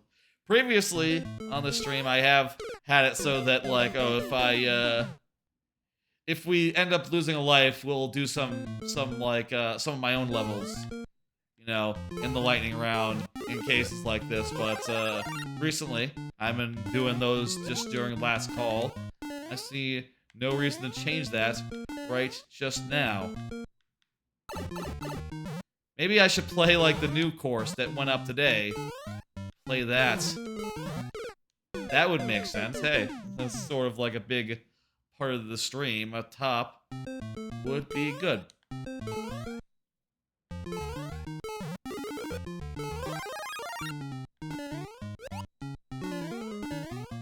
think we'll be able to get through this. Getting through it clean is maybe impossible, I think. Let's do another card. I've been playing other games. The three that come to mind are Marvel Snap, which I've always been playing and just like will constantly be playing, but also a little bit of Armored Core 6, which continues to be really fun, and Lonely Mountains Downhill, which has been a relaxing thing to just like boot up as like a cooldown game or something of the sort. After playing a ton of Sea of Stars, just like biking down a mountain for like a minute is pretty cool.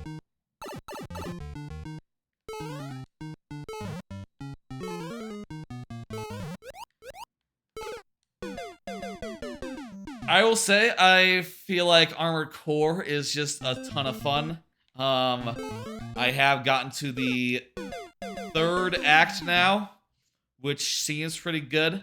I'm just rolling around with, like, double shotgun, like a lightweight build with the reverse joints. I like to jump around, and I find that to be really fun. I really love in Armored Core how short the missions are, and I hope that they don't get steadily longer as the game goes on, because I do like one where I can just do it in one like 10-minute session and be like, okay, that was a little bit of Armored Core for the night. On to something else. Like, you know, I have a lot to play right now, so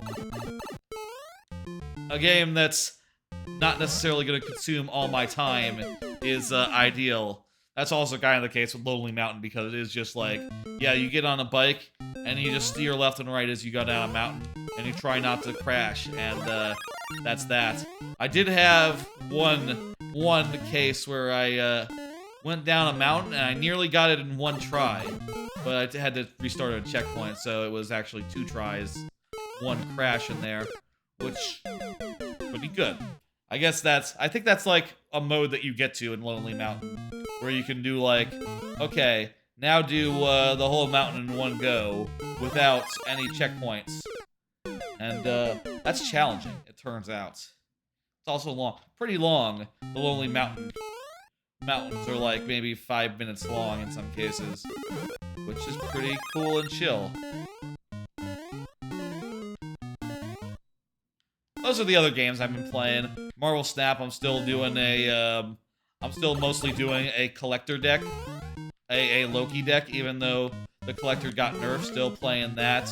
I did also get Aliosh, who is a 6-drop, who destroys all cards played, even unrevealed ones, at the location you play it at for the enemy, which is pretty cool and pretty key in, like, shutting down and winning games.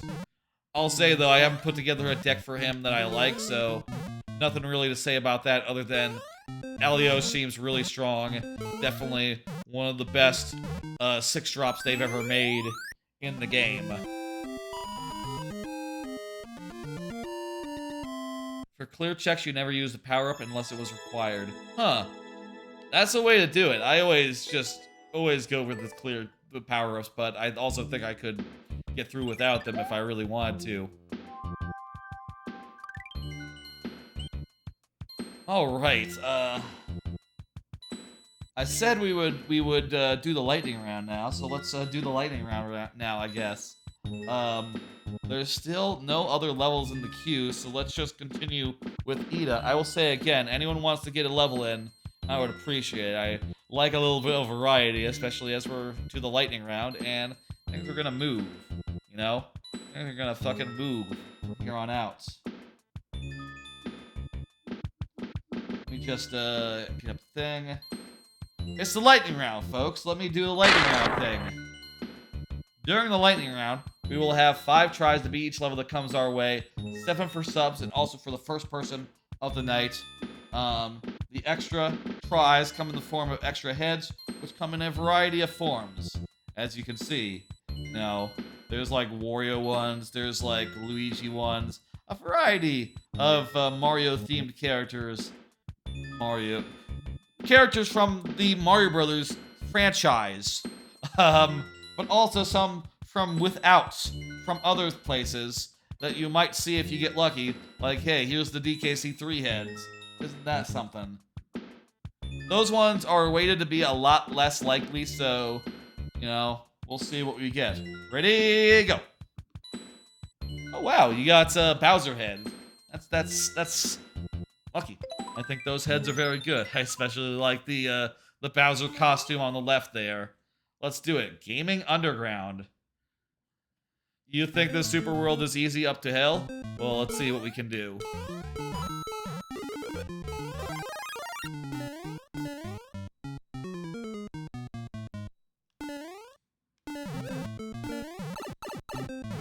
How? Oh, wait, yeah.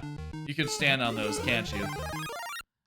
Those spike mushrooms, right? I always forget that. What? Okay, that's a trick. So yeah, 5 tries, refreshing at checkpoints, 7 for subs, and also for the first level of tonight, which is this one. Wow. We nearly got all the way in one. That last jump is a bastard. Still though, this level is very doable. We'll be able to do it. Again, anyone who wants to get their levels in, now is a phenomenal time.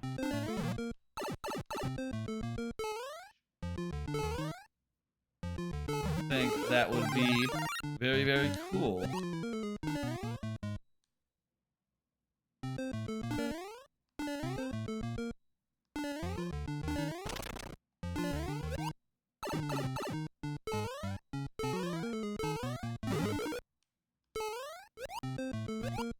There we go. Got through in 2 there. Ooh. Well, I'm gonna keep your last remaining bonus head on since the next person is not available yet. We'll just keep that 1 bonus head up until you spend it, but I will not refresh the bonus head you lost. So we'll just do it like that, I guess. Improvising here as far as how. Hey, how about another card? Mortal Kombat 1 comes out next week. I'm looking forward to it, I guess. I'll say, like, I'm not, like, super hyped, you know, it's sort of like just, okay, it's like the 4th Mortal Kombat game of this sort. You know, since they started doing really good Mortal Kombat games every, like, a couple of years. People say this one is really good, so, you know, I guess I should be excited for it. The thing where you have combo characters, or just, like, side characters who can add, like, an additional couple moves to your kits, that does sound pretty cool and pretty intuitive. And maybe that will be a bit of fun. I don't know though. I'll just probably play through the story and that'll be that. And I'll have a good time, but I'm not expecting much other than just like a pretty damn good I'm not expecting much other than like a good regular time out of that game. I will be getting that next week. I don't think we'll do a stream on it. We'll just I'll just get it off stream and play it off stream, and that'll be that. I'm not really a big fighting game person, so you know, it'll just be me like sort of like you know, it'll just be me like sort of making my way through the story. Yeah, that was weird. And, you know, sort of just like punching and kicking as randomly as I can, you know, just like trying to clinch out victories however possible, you know, which maybe y'all would like to see. Maybe like it would be more interesting if I was like really good at fighting games, but I just like the stories. And yeah. Keep on trucking. This one is filler? This one's filler. Anyway, Mortal Kombat 1 next week. Looking forward to it. We'll certainly play it. Oh boy. You can't be asked to make a real underwater level. No one demanded that you put a water level in your super world, Ida.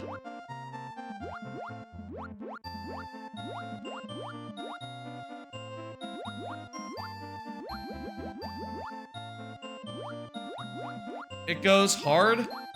I think we have different definitions of going hard then. Like, when I think of water music that goes hard, well, it has to be like the DKC water music, right?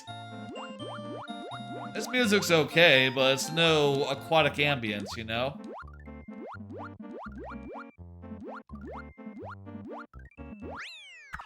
Eh, we did it. Are all these other ones also like this? I hope not. Jeez. I'm gonna hit like anyway. No, it's a courtesy. I hope this isn't the same level. You could put some fishes down. Oh, man. Really? Really? Third level is real? Okay, good. That's good. You better be real. We better get to it and find a real level there. Or else. How about another card? Did y'all know you can get Overwatch 2 characters through Game Pass? This is just a small OVA. What's it called when you have like a service announcement? A small public service announcement, whatever the fuck. There's like a 3-letter abbreviation for that I forget off the top of my head. Anyway, hey, if you have Game Pass, you don't have to pay or do anything weird to get the Overwatch characters that they put out. Apparently you can just get them for free, but you have to install it on Xbox and redeem a code on Xbox, so keep that in mind. I haven't quite done that yet because I don't know if I give a fuck quite yet. Hey, thank you for the level, Clarkness. You're up next. Hey, perfect. Look at that. We completed this. What kind of levels do you like the most? Well, not ones that are just water and no enemies or obstacles, that's for sure. Haha. Seriously though, like traditional. Traditional is what I crave. Everything else is good too, though. Whatever you want to give me, I'm down for it. And hey, you are up as well. Perfect. Perfect. And let me get down that bonus head now. That bonus head is now Gonzo. It was nice to see the bonus head for a while, but, you know, hey. Oh, you want to do a different level? I could do that different level. Hang on. I'm going to dismiss Clarkness. Go ahead and resubmit it, and I will select you. I will do ! Select to get you back up. Oh, did you want the previous one? Shit. Fuck. Go ahead and re-add, and we'll do it, okay?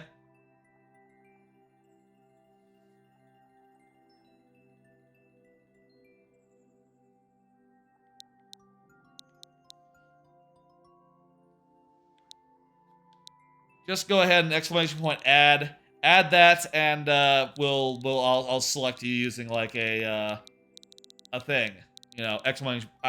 There's a command I can do that makes the viewer level bot select a specific level for cases like this. Perfect. Okay, I'm gonna do select Clarkness.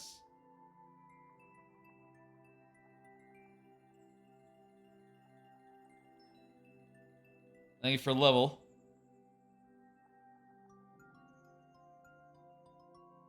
Clarkness, is that 1 underscore or 2? Looks like it could be 2. I'm gonna try 2. Okay, good. It was 2. Perfect. All right. Let's go ahead and type this in. I also have more cards, so I'll pull one. I ate some French bread. I was sort of in the mood for fancy bread. You know, the kind that's like hot and toasty and tastes really good when you like eat it. And I got some loaves of fresh French bread from like the HEB, and wasn't that expensive really. And just like ate it with butter, put butter on it, and then ate it, and it was pretty good. I had to put it in the microwave. I'm not sure if that's a thing people do with bread, but what I did is I put it in the microwave.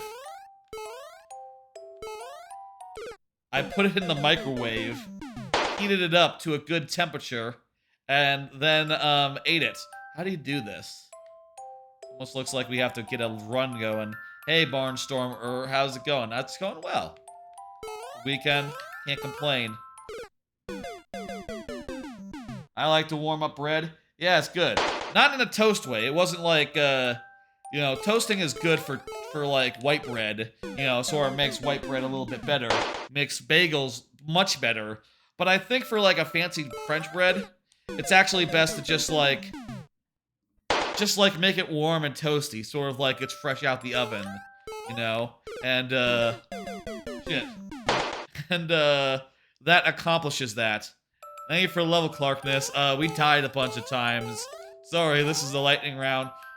I will say, even if we cannot complete a level during the lightning round, feel free to resubmit it, and we will play it again when your turn comes up, which should be pretty quickly, considering this is the lightning round. You know, this is just a fun challenge for us. It doesn't waste a level, let's say. Alright? Alright. I'm gonna hit next, and we'll get the tries up for the next person, who is Ida, who is here. Yeah, anyway, it was pretty good. The warmed up bread. I will say, I don't have a bread knife, you know? So I just used my like butcher knife and just sort of like awkwardly sawed through it, even though it doesn't have like the ridges on there. I don't know if is that silly thing to do? Just like saw through it with a big ass steak knife? Is it called a steak knife or a chef's knife? You know the kind where it's like the size of, it's like as tall as my head, and it's smooth, and you know, I just like awkwardly trying to like saw through it, and it did work, so you know, it wasn't that big of a problem, but it was weird. Where does Ida get the emotes? You know, you can click on any emote to see where it comes from. Channel Asobe, I think. It's the you know, on my preview monitor, my preview monitor is like 6 feet away from me, like 6-7 feet away from me. It's a little hard to read small text. Maker points are weird. Yeah, I don't really think about maker points at all. I think about max cumulative like. A robo.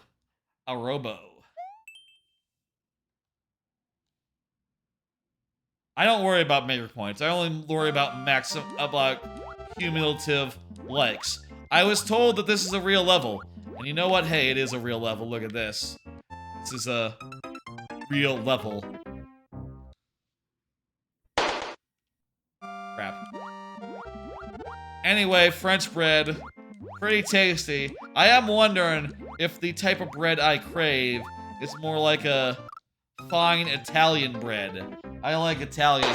I'm not sure what type of bread is best as far as like fancy breads go.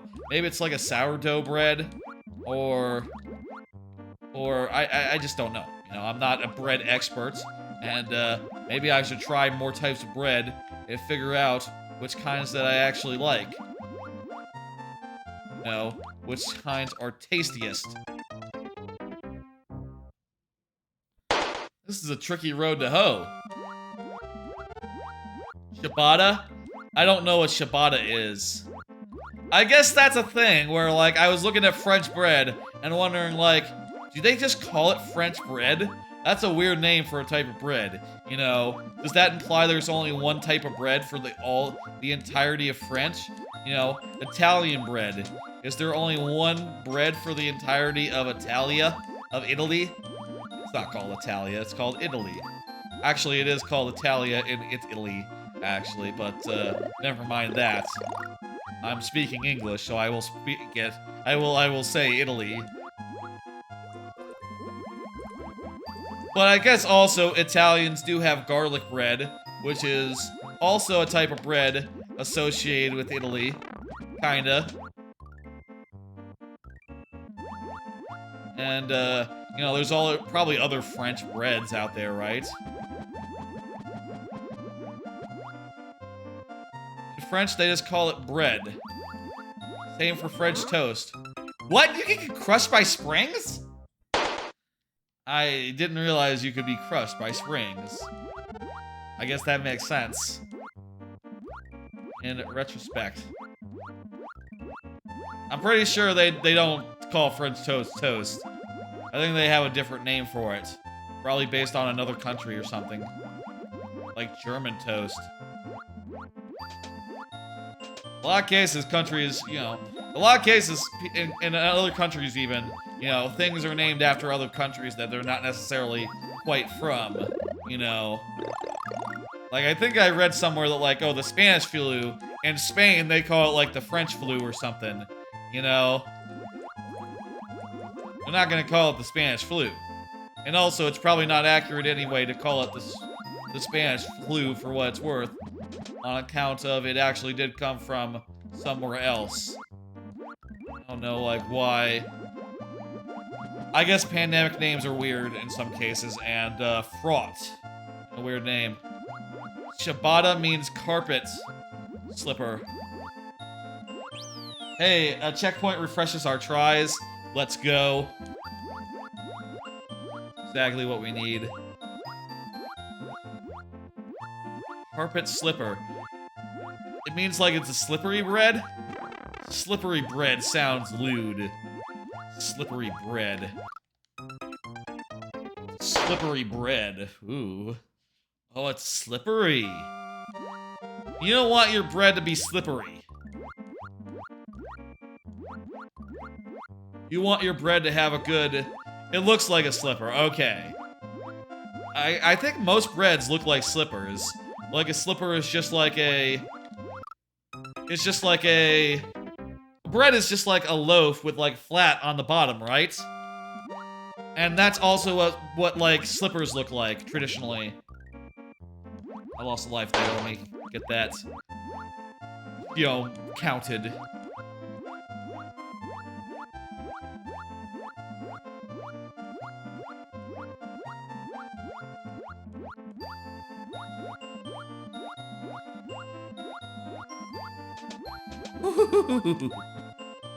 Yes! Alright, we got through with 3 lives to go. Fantastic. Thank you for the level I died, but it's fine. That doesn't count. Post, clear, deaths do not count, by the way. If you were wondering. I don't think it's ever come up before. And no one's ever asked. They don't count. It'd be funny if they did. You know? You know, actually, what would be the... First clear, too? Oh, wow, okay, shit. So no one has ever seen past this part of your super world, then. Other than you. Huh, wow. I'm hitting complete. I am hitting next. Next up is Barnstormer.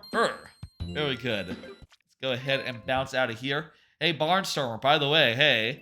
Let me say, again, brand new level just went up. You can check it out now, Ripsaw Rainbow. It's uploaded. There's the code. You can also just use my maker code, which is always in the corner of these streams. Should it always be in the corner of the streams? I don't know. I think it's helpful. And hey, if you ever want to try out my levels, it's easy to do so. How about another card? Mario Party Extra Life Plan Update. So I have had a plan for Extra Life in like November, let's say, where I want to do 1 or 2 very, very long streams where I do 50 turns in every Mario Party.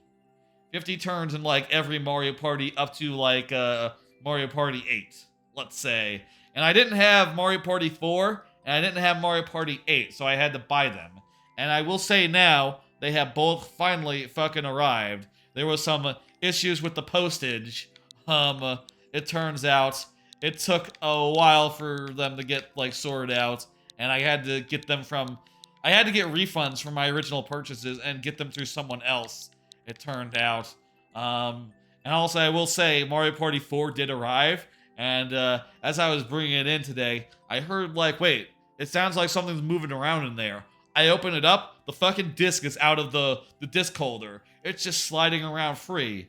I did pop it into the GameCube though, and like just had a CPU game go for a while, and it looks like it's working.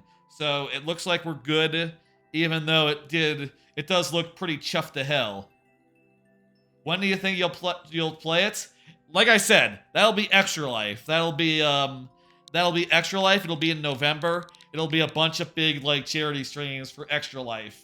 And my plan is for that is to have it so that there'll be like a donation incentive where you can sponsor a character, a computer character in each game, and like basically you'll get to first off, I will put your name on screen or something next to that character, sponsored by whoever you are. Right? Second off, I will turn them up to hard difficulty, so they will have a better shot of winning, because you sponsored them. Those are my 2 ideas for incentives for that marathon. Maybe there'll be multiple days of it. I don't know how long it will take to play through 50 turns of each game. Maybe more than 12 hours, so maybe we'll do like multiple weeks in a row or something. I think that'd be a bit of fun. That'll be like November, so it's still a ways away. I also have to think one more thing I have to think about as far as like big event streams coming. Should we be planning the 2-year streamiversary in November? My 2-year streamiversary is like at the start of November, so that's like 2 months away now. And I don't have any ideas yet, but I'm sure I'll come up with something good. I'm not sure what that stream should entail, but previously, last time, I think we did Viewer Worlds and also Sonic Adventure 2 Battle, like the entirety of it, with like one of those switching games every time I die gimmicks, which I've done a couple of times in the past. Those make for good streams. Basically, every 5 times I died, similar to the lightning round, I switched between the light campaign and the dark campaign, and got through both campaigns in that stream, and then did dark a while later. Or sorry, did the last campaign a while later. Like the ultimate final campaign. This is the Temple of Time music. Or the Song of Time music, I guess. Right? Yeah, this is clearly the Temple of Time. Yeah. I thought the outside was the outside Castletown? Oh yeah, it was Castletown, not Kakariko or anything of the sort. I think I got the 2 confused a little bit. In my head,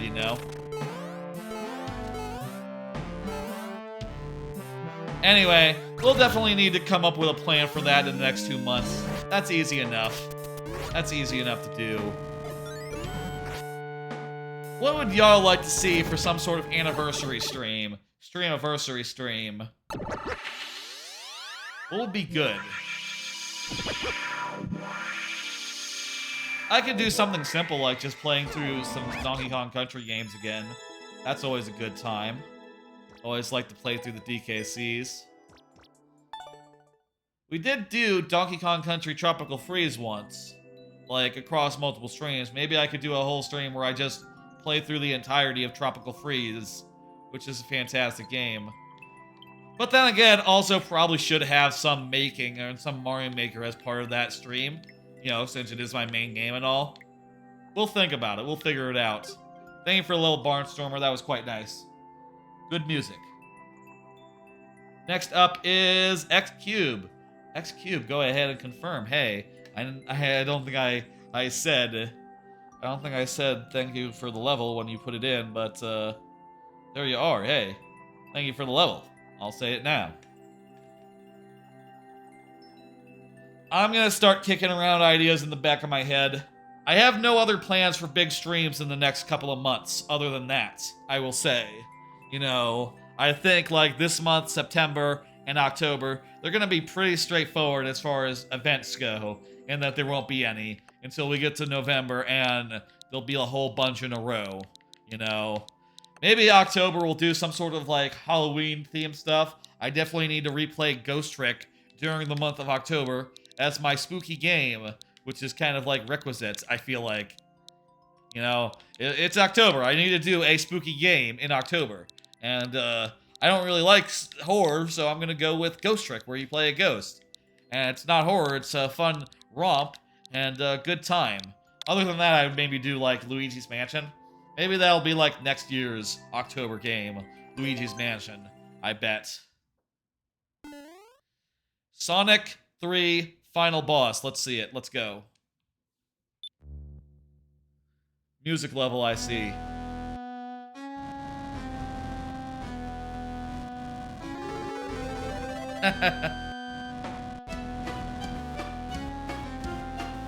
Interesting way of like modulating the what's it called in music when music speeds up and slows down? The pace, the time signature. Interesting way of handling that. Tempo, yeah. It sounds good. I don't think I've played Sonic 3 in full. You know, as a Nintendo person, never actually bought Sonic 3. If it was on Genesis Online, I'd play that. But, it's, you know what's weird about Genesis Online? They've barely added any games to it.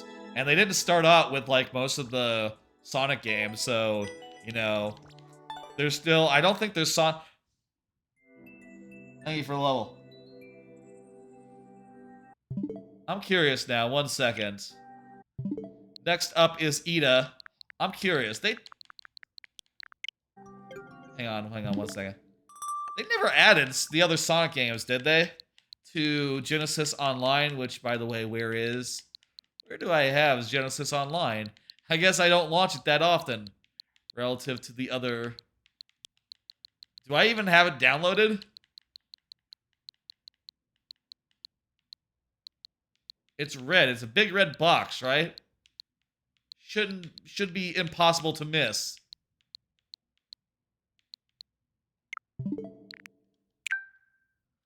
Let me see. Let me download it real fast and let me see if they've added...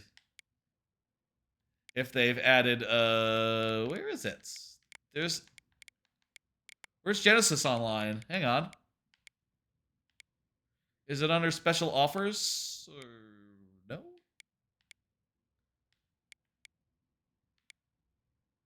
Plus expansion pack?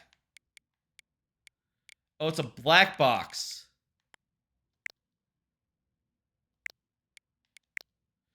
It's a black box. Okay, let me see if I have it downloaded. Maybe we're just missing it because it was a different color. I think I do try to have everything I have downloaded at once.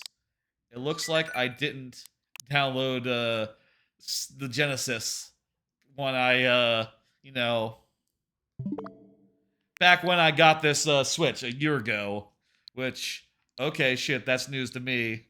Let me close Mario Maker so I can download real fast.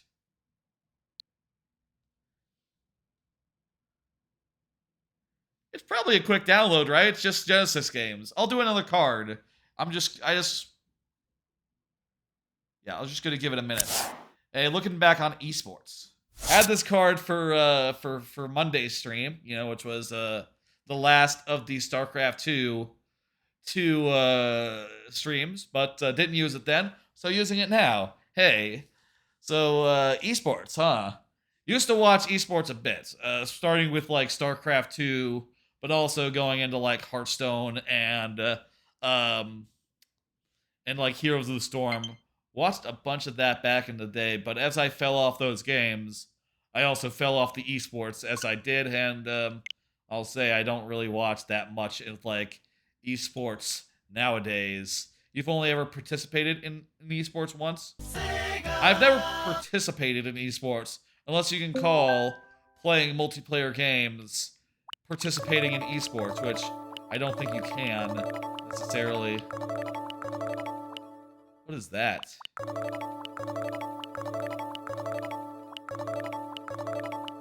Yeah, I don't think they ever added the other Sonic games, did they? Just Sonic 2, isn't that right? I do not have these in any sort of order. Yeah, it's just Sonic 2 on Genesis Online. Pretty wild that they never added Sonic 3. You were like second to last? Gotcha, Ida. I will say I've really liked watching esports, but it's definitely a time and place thing. If you're really into a game, you can get really into the esports for it. I do think like some games I'm just like less interested, even if I'm like playing them every day. Or like playing them often, I just can't get into the esports version of it. Like I could never get into Overwatch esports, mostly because like the perspective, I think. Like playing that game first person makes sense, but like spectating multiple people's perspective or like flying around the map, I think it's a lot less. You get lot less of a feel of the game, I feel like, and that's rough. That's rough. Can I play? Can you play? No, you can't play, but you can submit a level. Skied the Gamer. I am playing through the single player, man. Hanging out with a bunch of friends from Vancouver and Cali just for a tournament was amazing. Definitely one of the best nights of your life. That's cool. I will say I have never really done that much like local gaming. I think I was at one LAN party once, back when LAN parties were a thing, and I played like Smash locally like maybe 3 times in my life. And other than with my sister, who we lived together as kids, so that makes sense. It makes sense that we did that locally. But that sounds cool. That sounds nice. One more card on esports. Should more things be esports? This is the weird thing about esports, I think. The fact is that certain communities say that their games are esports, and other communities that are doing like equally competitive things, they go out of the way to say like, we are not esports. Fighting games in particular are not esports. Even if they are like competitive, even if they are like in tournaments. Smash Brothers, not an esport, technically. I will say though, I don't watch Smash Brothers anymore. Not in years. Smash Brothers can be pretty entertaining as a competitive activity.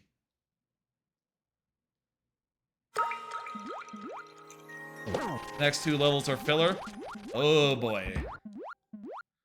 Well, whatever. Anyway. Other things that could be esports would be stuff like races, stuff like, speed running. You could definitely consider that esports adjacent. It's basically the track and field of video games, like speed running is. Except that the track also has like shortcuts in it that people are trying to find and figure out, and that always just like means that the records are being constantly improved, I guess. But still, it is pretty sports-like in a very particular way. Like speedrun stuff is, and like races of all sorts. I guess you could call like randomizers sort of like a race. If it sort of like a race, sort of like a sport. Randomizers are like Calvin Ball, though, where it's just like, yeah, we're making up the rules as we go, and it's all chaotic and cool and good. You know, it's all chaos. You know what I mean? Very good. Thank you for the level. Well, you know what I mean. Caraspino. Hey, what's up, Caraspino? How you doing? Go ahead and confirm. Wait at Caraspino. You are up. I do think that's a weird thing about esports, which is that the definition is so fluid, and it's not based on any heuristic, you know, not based on any logic. Just strictly based on no, the fighting game community thinks the term is douchey, so they reject that they are that, you know? Hey, Paul, what's up? I feel like if you are in esports, it should be based on some logical definition, not like marketing guys say that we want to. Our marketing department for StarCraft says that esports are a thing, and we want to market ourselves as esports.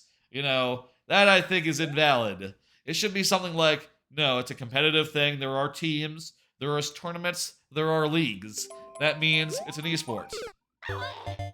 Shit. That to me would make a lot more sense.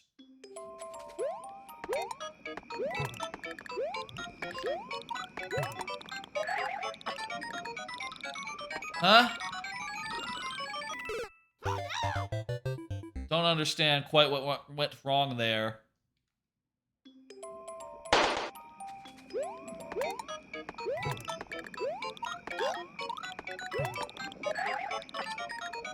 Oh, wall jump, duh. I forgot what game we were in, I guess. For a hot second there. Okay, I understand these indicators now. Part of me was expecting to jump off an enemy or something, I guess. Or something else of the sort.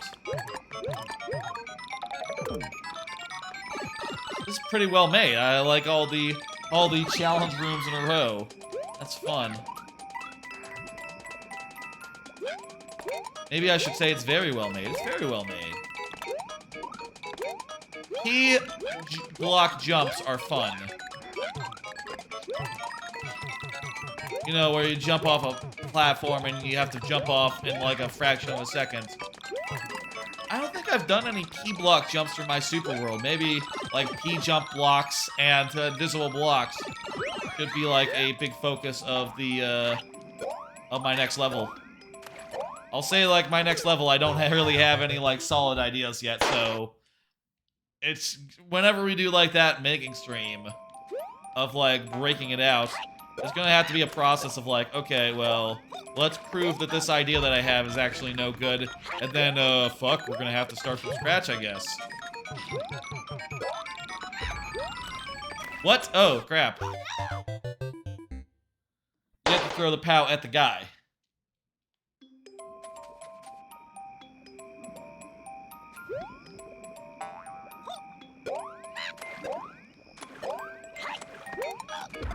I will say, there's no plan for a Monday stream next week, but it is possible that we might do a Tuesday making stream, kicking off the next level. I think that would be a fairly decent idea. Now I do have to get that process started sooner or later. I will say I have no commitment right now to getting this super world, you know, of which there are 3 levels left, done in this calendar year. Crap, we died too many times. Well, that's the lightning round for you, Caraspino. Thank you for putting it in there. Again, of course, you know, we can absolutely give that another go in a bit. You have a checkpoint hype emote? Well, so do I. It's a follower emote. Check out those follower emotes that y'all have access to. Look at that. The follower emotes, that's a checker flag. Totally pretty good for checkpoints, I will say. And the other emotes are really good too. Hey, check them out. If you, you know, are interested in subbing, you got some pretty good fucking emotes for that. I'll tell you. Thank you for the level. Wasn't able to do it. I'm gonna hit next and bring up the next level, which is from Barnstorm. Very good. How about another card? Shout out to Leo Vader. Been watching his stuff recently. Leo Vader is a contributor of MinMax. Also does like his own streams and his own like, thought piece videos. Think piece videos. He does like YouTube of like a think piece variety of like 10 to 20 minute length, and also with some silly skits thrown in. Which I've watched a couple of them, like maybe even most of them by this point, and shit, they're really good. Turns out, Leo Vader makes some really good shit in addition to appearing on MinMax content, which it's been nice. It's nice to find someone on YouTube who just has some really good content that I just want to watch and go through when I'm, need time to burn. You know what I mean? When I just want to put on some YouTube video and, play a video game at the same time. Shit. Cool song. This is Zelda's Lullaby? Sheik's theme. Fuck. It's Sheik's theme. That's gotcha. Okay.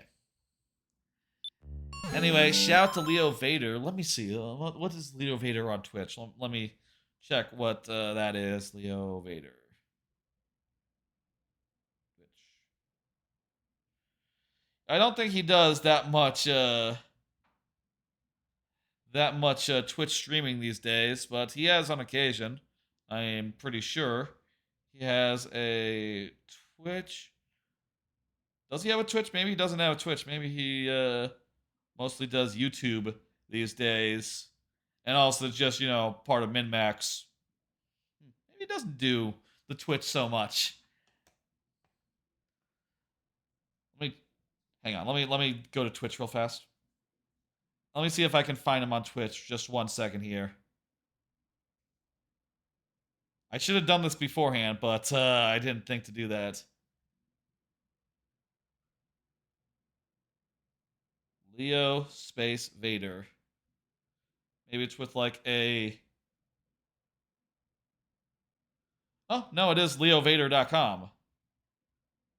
Leovader.com is the Twitch account. I thought that was someone else because I would have thought it would have had Leo Vader.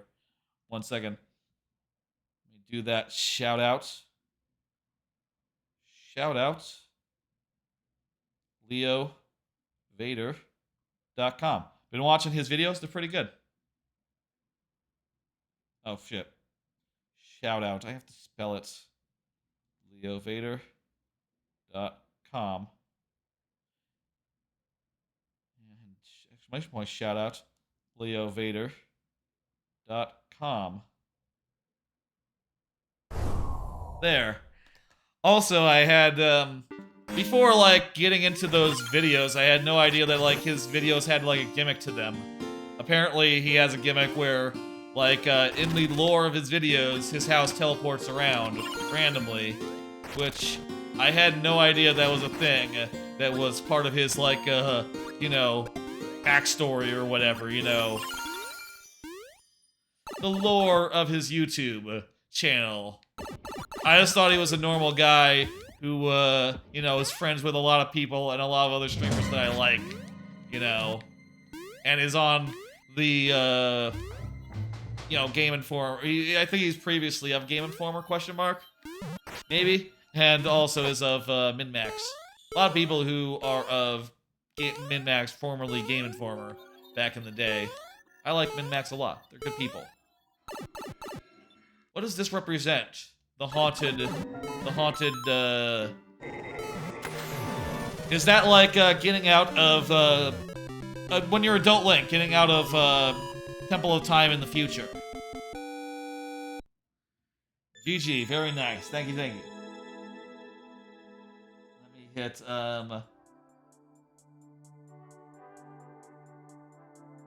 complete, then we're gonna hit next. And next up is Ida. Ida is here, just said Geeg, or, you know, GG, as you put it, you know. Very, very good. We like it. Let's go ahead and punch in this level. So it at least has something in it. Anyway, some very good, like, videos there. Fun, random, like, think pieces on, like, random topics such as, like, the jobs that people have in rom-coms. And also, like, deep dives into random movie scenes. Some good, erratic, but fun stuff. Which I have quite enjoyed. Another thing, YouTube VOD stats and stuff. I'll say again, I said earlier, but gotta say, like, one of the recent videos just cleared, one of the recent VODs that I had just cleared 1,000 views, which is more than every other VOD this month put together, if you're wondering if that's, like, significant or something. That's pretty big for, like, the VODs of my YouTube channel where I put up the archives. Also, by the way, all the thumbnails for videos look like that, where it's Friday evening viewer levels, and then some sort of funny name. That was the episode where, I say the episode, jeez. That was the stream where it had just been the Mario Wonder Direct, and I was riffing off them saying the Super Mario Wonder game. And then I said in that stream, like, what we're playing is the Super Mario Maker 2 game, which is why it's called the Super Mario Maker 2 game. I wonder if part of the reason why it got so many views is because it positively identifies what game that it is playing in there, unlike all the other VODs, which are just like Friday evening viewer levels, dumbass name here. Dumbass name here is a good name for the... Should that be the name of this stream? No, this probably should be like uploading Ripsaw Rainbow or something. It could be dumbass name here, and then and then something else. Probably should also say featuring Ripsaw Rainbow upload or something like that. Whatever. But like, yeah, pretty good. Pretty good. Oh, hey, there's the trick. That's a hidden flag. Very nice. Anyway, big number. I'm pleased with that. I'm hopeful that, hey, you know, maybe the YouTube will start to pick up. Maybe, like, I will say the last VOD on the YouTube did get 4 likes. The last Friday viewer level VOD, which is more likes than they usually get. I'll say, like, 3 is more than they usually get, which I'm pretty fucking pumped with that, hey. Which is, you know, again, to say, like, it's all relative, right? You know, like, if a Mario Maker level of mine gets, like, 100 likes, I think, ooh, that's doing pretty good. If a YouTube VOD gets, like, 3 likes, I'm going, oh, must be doing something right here. This is going. This is really hauling ass, as far as that metric goes. Seriously, though, YouTube VODs, you can comment on them as well. That'd be cool, if you like to comment on them. I have a role. I also post the VODs to the Discord, you know?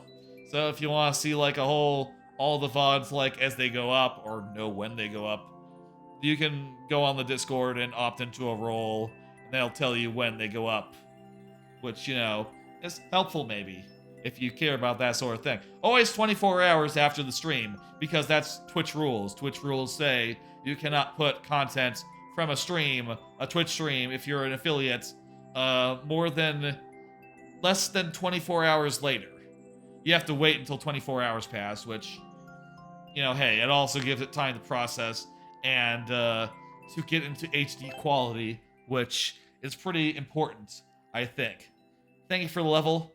Oh crap, I didn't notice that we don't have another one in the queue. You can go ahead and resubmit, I guess, and we'll just pull that right out. Feel free to continue submitting levels, folks. We're not, the queue is not closed yet, though it might be relatively soon. I don't think I have that many more cards remaining. Let me see. I think we just have a handful more. Yeah. Twitch clip stats and stuff. Here's another topic that is related to, like, stats, right? I have mentioned before I like to comb through the VODs and pick out, like, clips, you know, clippable moments. Make sure that if there is a clippable moment, it's getting clipped and saved and, you know, pulled out. And that takes a bit of time, but I think it is worth it, especially if, like, in the near future, clips might become like, you know, a avenue of discovery as far as Twitch goes.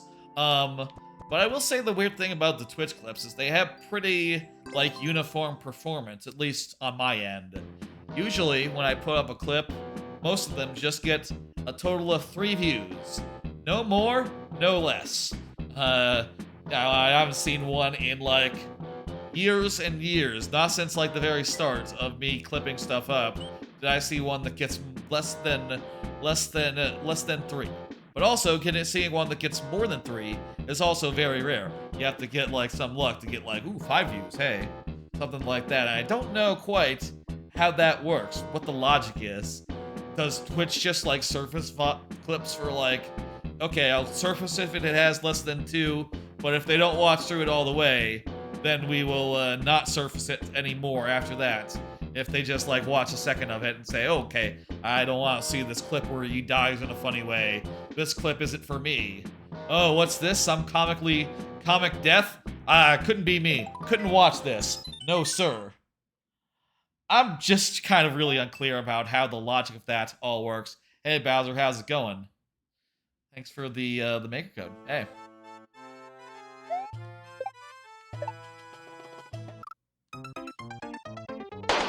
You're on a break, so here's more of your world? Gotcha. That's cool.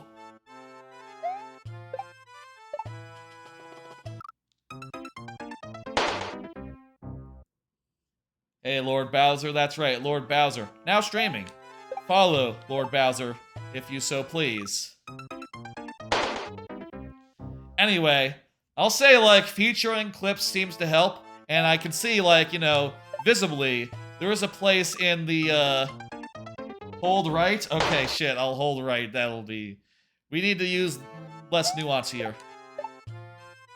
Oh shit, that's really easy once you hold right. It's somewhat easy once you hold right. Again, speaking of comical deaths. But yeah, you know, featuring clips does make it so that the clip appears in a special place, which, you know, is like something that I can see and what I'm pretty sure, like, everyone sees. Like, people they're following, there's featured clips, so, you know, if I feature a clip, it'll probably get, like, a handful more, which is good. I will say one thing that seemed interesting is that, the other night, I, was clipping up one of the Pikmin streams that I did, the second one, and I decided to take a bath, and I said, like, okay, I'd like to continue making progress because I don't want to, this is going to take a bit. If I take a break to, like, clip it up, it's going to be like a distraction, you know? So I decided to try clipping from the phone, and the weirdest thing is, those clips didn't get any views. We're just stuck at 1, and I don't know why exactly that happens. Is it just like, does Twitch surface clips differently whether they're made on a computer versus made on a phone? That seems weird to me, but that's how it would work. Anyway, I deleted those, and, well, to be fair, I could give them, like, I decided also, maybe I could, you know, clip them differently anyhow. You know, make them longer or shorter based on the circumstance, so it made sense to do it. And, ironically, one of those got, like, 5 views, so go figure. It was one of the lucky ones, once it was slightly changed to be a different length, and specifically done on a computer. But that's weird. If it works like that, I don't really understand it. I don't really understand where those 3 views come from, consistently. But I guess I'm happy for them. I like to see the number. I like to see the number go up. Who doesn't, I guess. Let's do it. Good old level from the super world that Lord Bowser's been submitting. I think the next card is the last card, so after this level, we will pull it and maybe look to wind down shortly after. Do the last card here. Oh no, I got the anime cards first. That's right. I finished Sweet Reincarnation. First of the summer anime that are finishing this season, other than like movies and like special shorts series is. But Sweet Reincarnation was an isekai where basically the guy died and he was a pastry chef, and in his new life he just wants to bake sweets and stuff. But he has to figure out where to get sugar and where to get other such things, which is kind of cute and fun. Problem is, it also tries to be an action isekai, and it is just really no good at action. It just is full of, like, mediocre plots involving, like, oh, we gotta go do a war. And you're just like, bandits are attacking, and you're just like, okay, I don't give a fuck about these bandits. I don't give a single shitter fuck. Just bake a fucking pie already, dude. That's what I want to see. I want to see pies being baked. Spending a whole episode, like, being like, these bandits, they're so dastardly. Spending an episode on that tripe is just a waste of time. And I think because of, you know, spending so much time on that, it comes down to a 3 out of 5 for me. The parts that are good and cute, but that, like, tripe shit with bad action and, like, paper-thin cartoon villains, it's just a waste of time. It's just not very good. I have to give it a 3. Sometimes you forget some words are words like dastardly. It's fun to use words like dastardly. I'll say I don't... You're right, I don't think I remember the last time that I said dastardly.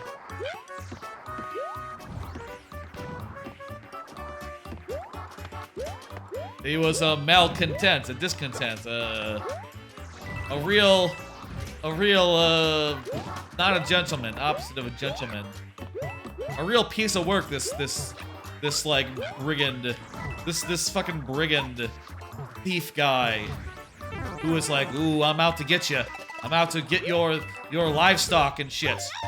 Ooh, I'm gonna brandish weapons at you, and you're going to respond in a somewhat weak manner, because you're not the show isn't very good action-wise. Probably should not have tried. Play to your strengths. That's my recommendation for Sweet Isekai. It had an original idea. It has like a isekai person whose career is not the same as in other shows, you know, and yet it had to give into some trope. Some tripe. Another anime topic. Been watching ReZero, nearly done with season 2, part 2. That is to say, I'm nearly done rewatching it. Just got like 2 episodes left now. It's damn good. I love ReZero. The second season, that second part of the season, I forgot how it's just like one big successful run. Basically, the whole show is about a guy who can, whenever he dies, he goes back in time, and he has to like redo it, different arcs until he can figure out how to navigate them without death, without dying. And the first part of the season, yeah.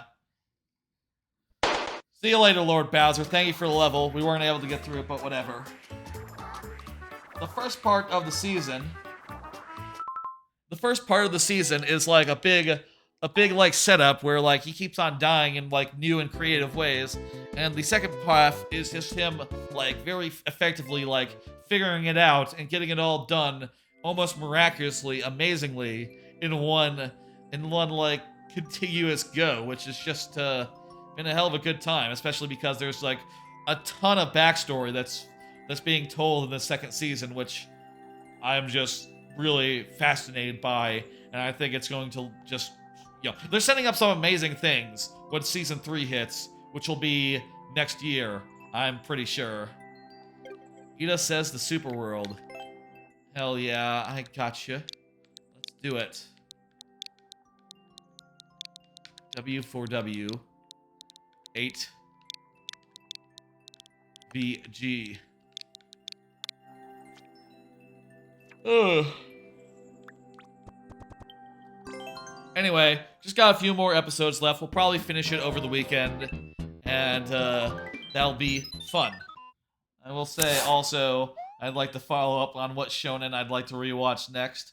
I was thinking about this last night during that stream, because I did talk about ReZero during that. Right, hold right is what you said. Shit, I forgot.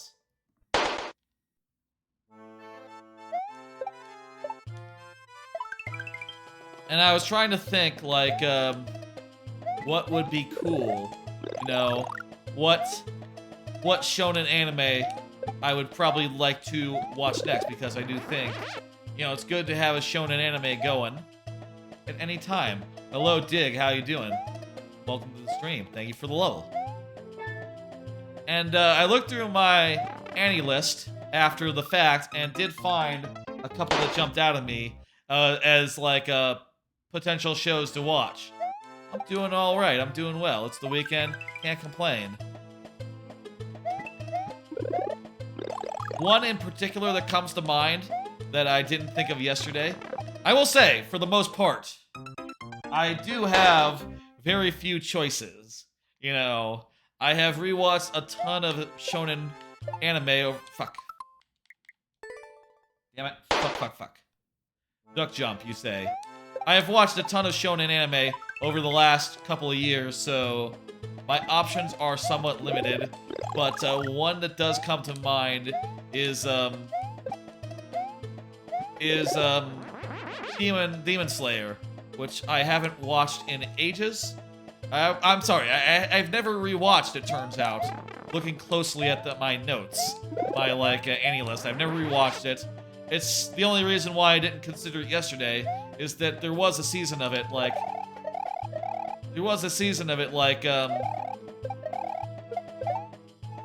I killed the sun, that's cool.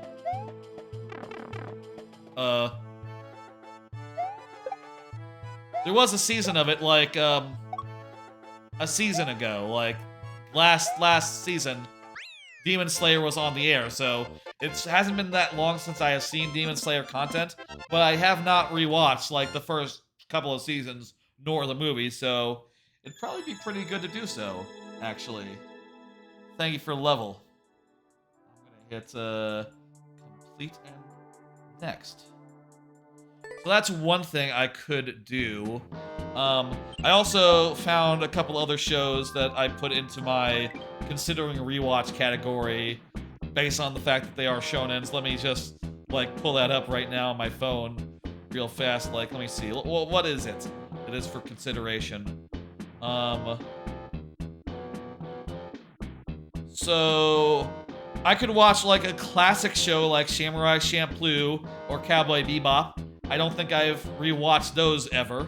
Land of the Lustrous, it's been a long time since I rewatched that, so I think that'd be a good rewatch. I don't think I've rewatched One Punch Man in ages, and I don't think I ever rewatched the second season. I will say I'm not as hot as on One Punch Man as most people are, even on the first season. I feel like it's just pretty good. Definitely Mob Psycho is an order of magnitude better in my books. And Mongolis, Record of Mongol Invasion. That's a 12-episode isekai. It's probably fine. It's about, like, the Mongol invasion. Maybe rewatch that. Demon Slayer is probably top of my list. Demon Slayer is probably the one I'll go for. Though maybe I should go with, like, Samurai Champloo or, like, Cowboy Bebop or something. I don't know. Gurren Lagann. It's probably been, like, 4 years since I rewatched Gurren Lagann. But I have also rewatched Gurren Lagann a lot, actually. That is one that's on my list. And the last one that I noted that I haven't rewatched in a while, or rewatched ever, is Gramblem, which is like a magical girl mecha anime, which is pretty fun and weird. A good mashup of the two genres. That's my short list for shonen anime to rewatch. Demon Slayer's probably the one. You know, it's the one of those that's like, you know, JJK tier, or like, or whatever. Grand Login. I'm thinking of Gramblem. Gramblem. It's a mecha anime where it's magical girls, kind of. They're like spellcasters, and they go into a magical world, and they have like weird mechs. It's like GRMBLEM. It's weird. I don't know what it means. Is that the one you're thinking of, or are you thinking of a different one? Dig.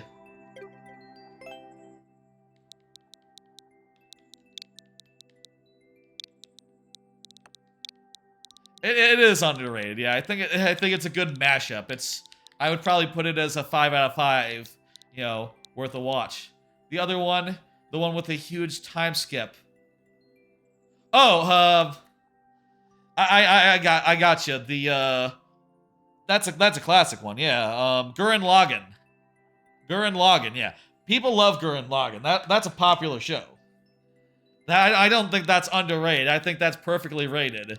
People know it's just like the definition of escalation.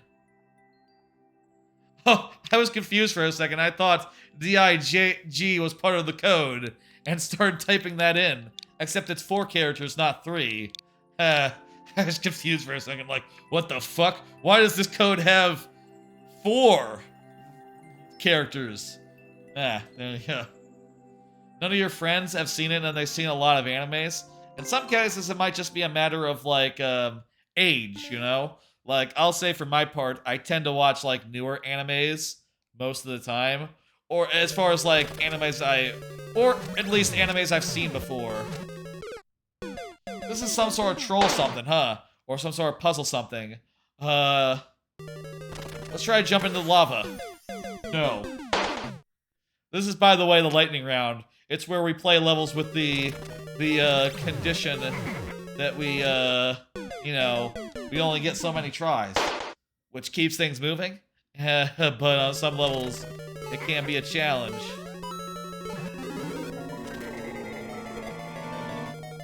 I think that was good.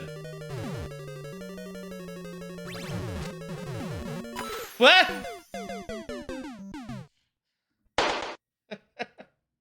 That's a good death.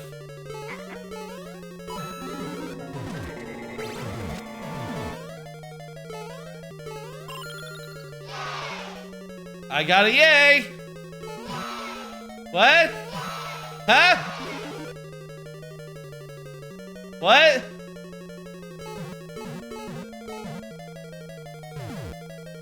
Did I win? They're interesting to watch, but not to play. Fair. They're puzzle levels where they kill you. Let's be real here. Troll levels like this, they're puzzle levels that kill you in funny ways. That was not it. We got pretty far, though, for lightning round, I feel like. Does that constitute pretty far? I think that constitutes pretty far. I will say, you can always resubmit a level. You can always resubmit a level, even if I fail it during the lightning round. It is not, we are not wasting a level during the lightning round. It is all in good fun. I will say, though, let me go ahead and do this last card. What if we call Blue Sky Post Blusks? I've been calling Blue Sky Post Blusks randomly on, like, social media, on, like, Discord and such, and seeing if anyone, like, says, what the fuck are you doing at me? They cannot stop me, though. And I feel like if I say Blusk, you're gonna understand in a lot of cases, like, do you mean Blue Sky? Yep, that's what I mean. I shortened Blue Sky into Blusk. Anyway, I guess I don't have that much to say about that, other than, like, it kind of sounds funny to me.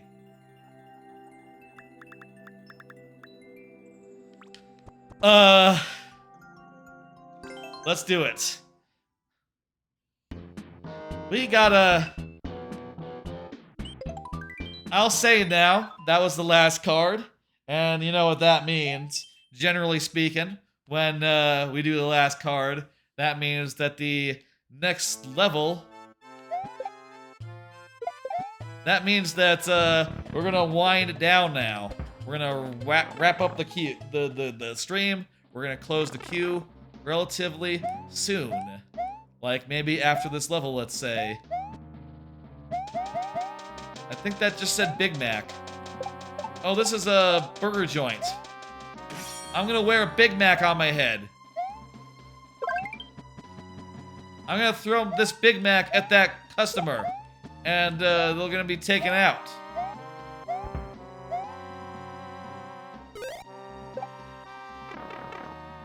Cool. Perfect, one go. Okay, hey. I'm gonna hit. Tell you what, we'll do one more level of this super world. Let's, because, let me see here. That was like, there's like 2 more levels left in this world, right? Yeah. No, actually there's 3.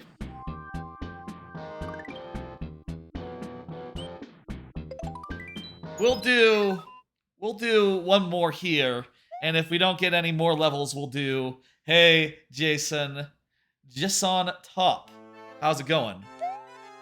The queue will close soon, I will say. But, let's get a few more in here, let's say. I would love to finish this world on this stream, if possible. I think that'd be fun. I always like a good stopping point. How you doing, Jason? Jason?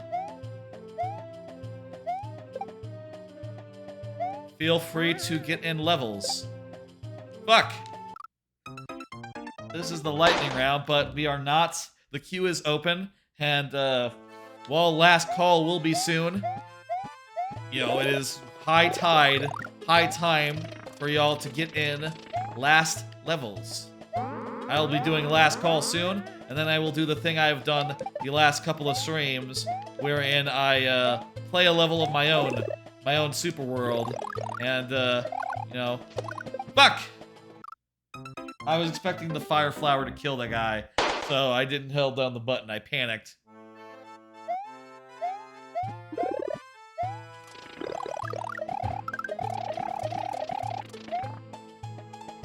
Yes, that's right. That is a fumble. That is what it is. By definition.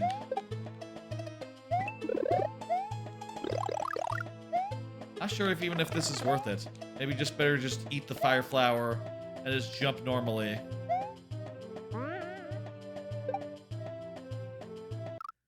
Crap. Another fumble there. Same place.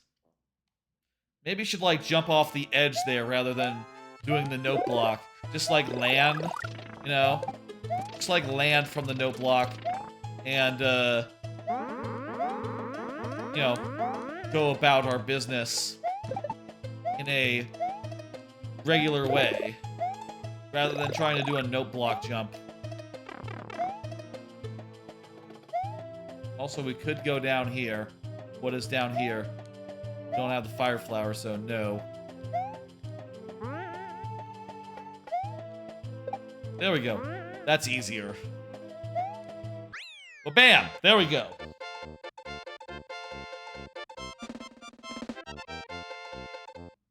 All right.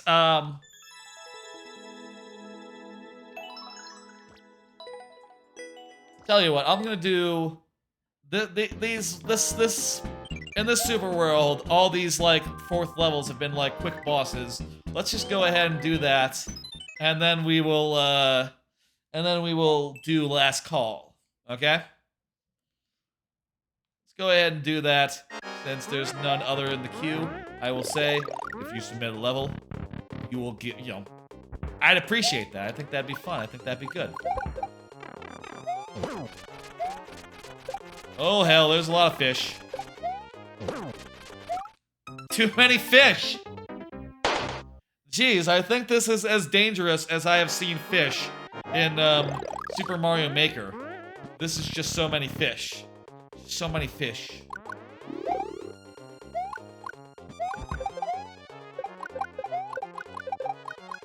I want to keep my fire flower. Damn it.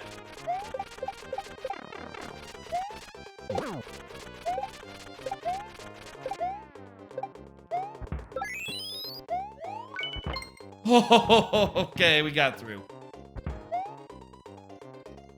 That was quite a nice boss. I liked it a lot. Let's go ahead and hit complete on that. And you can resubmit. Other people can submit as well. Folks, it is time now for last call. That's right. It is time now for last call for levels. Go ahead and submit any last that you have. I'm going to play one world from my super world. And I'll say that this is actually the last world that's like currently completed. So next week we'll have to come up with something else to do during this portion of the stream, because this is the last one that exists currently. World 7, Koopaverse, Space World. I'm going to play through it. I'm going to use the lightning round rules as I do. And, you know, we're going to go through it. Hey. This level is sort of my homage to Animal Antics. It's Arsenal Antics is what it's called. Arsenal Antics. Koopaverse 1, Arsenal Antics. And you can see here, there's 5 rooms here based around each of the different hats. And you have to get through these rooms using the hats. And, you know, basically they all use like a similar assortment of enemies, but slightly different for each of them. It's like the same... There's like 5 different enemies that are here in this level. That's right, it's infinite checkpoints. And by the way, if you're wondering how infinite checkpoints works in the lightning round, every time we make progress and we pass an infinite checkpoint, it refreshes. If we just were to pass it for the sake of it, it wouldn't count. Very good. So now we can remember that we already did the one on the left, and we can do this one now. And the point of this is to get through the rooms, get a coin, and, you know, do it in however a way possible. You can see here, this one has the Fire Bros, and the Piranha Plants, and the bloopers. So, slightly different from the last one. I think the last one had the Fire Bros, I forget. I think it might have done. Doesn't matter. Slightly different, each of these rooms. Slightly different assortment of foes.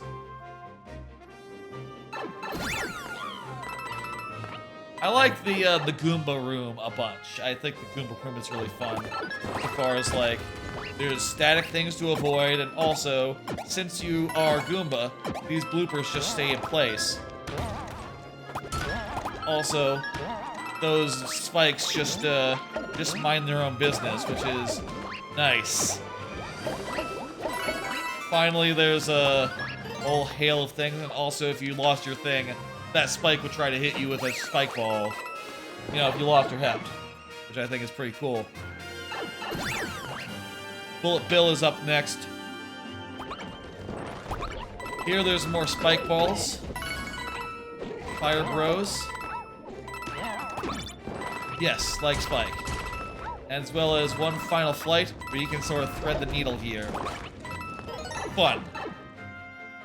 This level came up really well, I think. Oh yeah, that's right. I should refresh my tries since I got checkpoints. That's right. Finally, the POW room.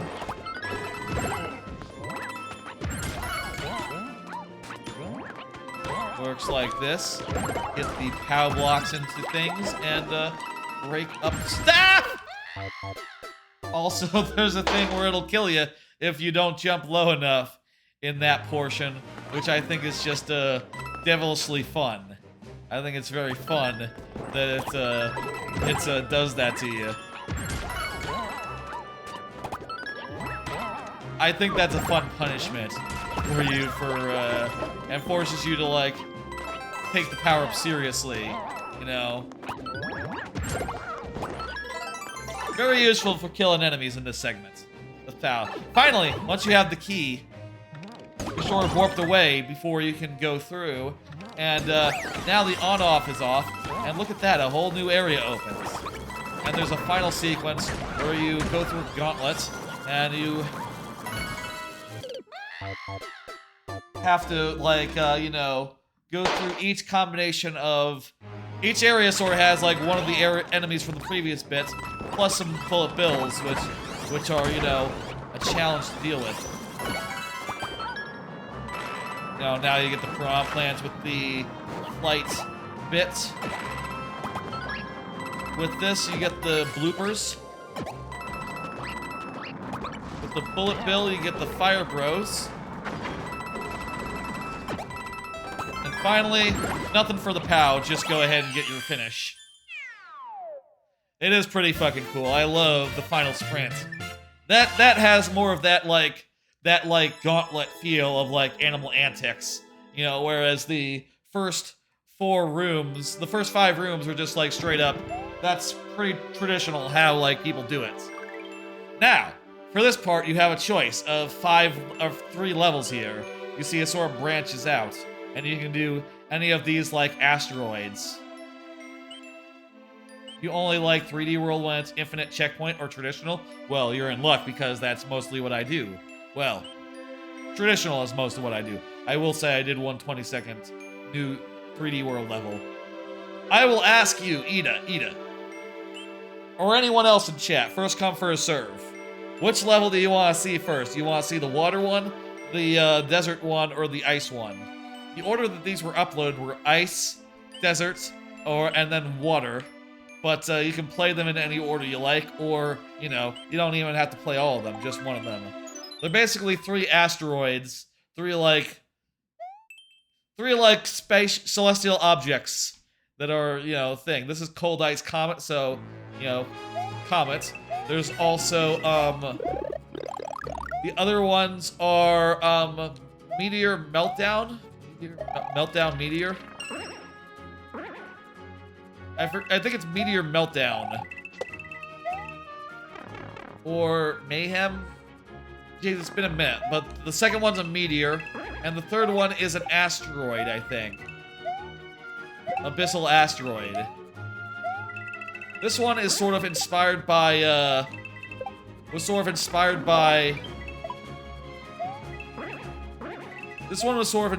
by, Ramby Rumble from DKC2, and that's a level where you go up the first half, and you have to climb up on walls, and then in the second half, it sort of like turns on its, it sort of does a turn and goes in another direction, which we will do now. It's also a level that's big on sliding. You see now you got these these slope squids, and, they're great for sliding through, it turns out. Also, these guys are gonna throw snowballs at you. Also, these snake blocks are gonna make platforms for you. Pretty slick.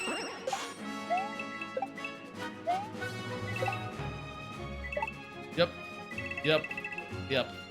Downhill levels are, relatively uncommon, but you can make them really good, you know? You gotta have a little bit of ice sliding, yeah. I will say my Super World sort of lacked that before this level. A level where you could just slide and have fun. Did I show you a shortcut? Let me show you a risky shortcut. Check this out. Hang on. Let me show you a risky shortcut. Check this out.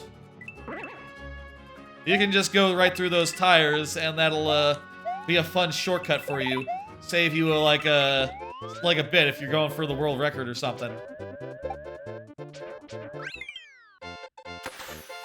This level, you know, in my Super World, I like to check boxes, you know? I like to make levels that fit niches that haven't been met before, and this level checked off quite a few of them. It's an uphill level and a downhill level, so that's a type of level that I've never done before, one that is both uphill and downhill. Second, it has the Lakitus, which I hadn't really used before. They're Paralakitus too, which is even better, even more unusual to make use of. And sliding.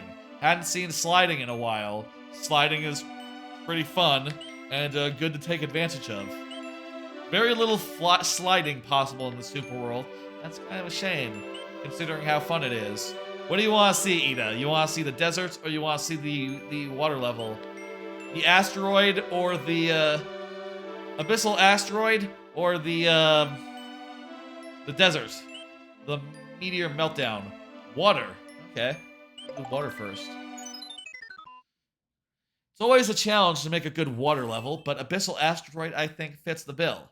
The main thing that I realized for this level was that Hammer Brother hammers move slowly in water, so you can actually really like saturate a little bit with Hammer Brothers, and they're actually relatively fair to dodge the hammers.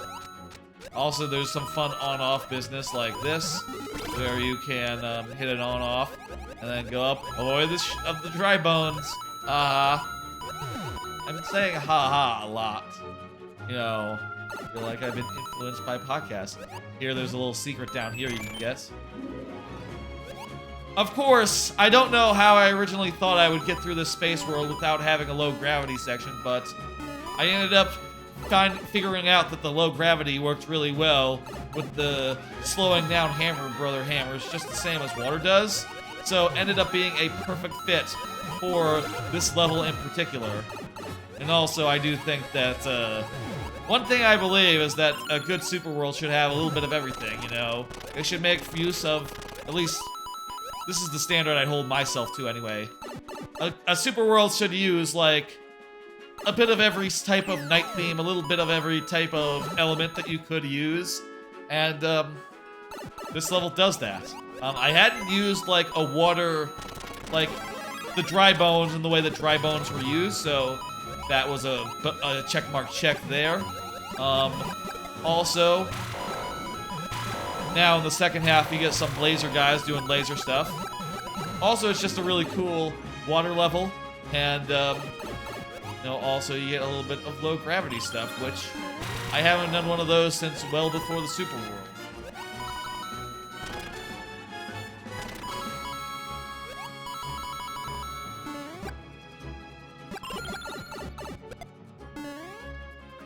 Excellent.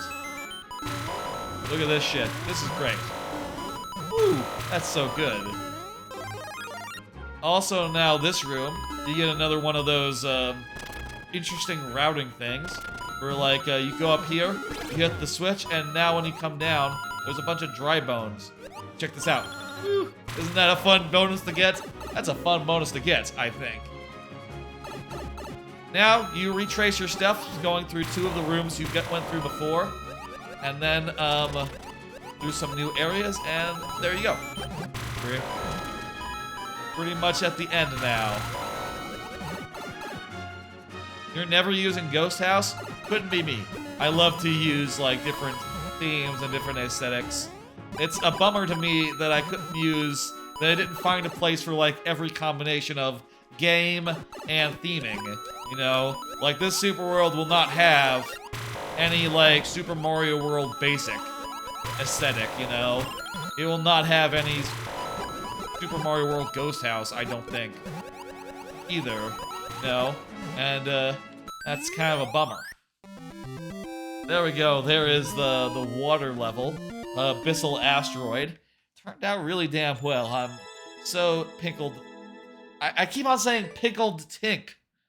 I'm so pleased with how this level turned out.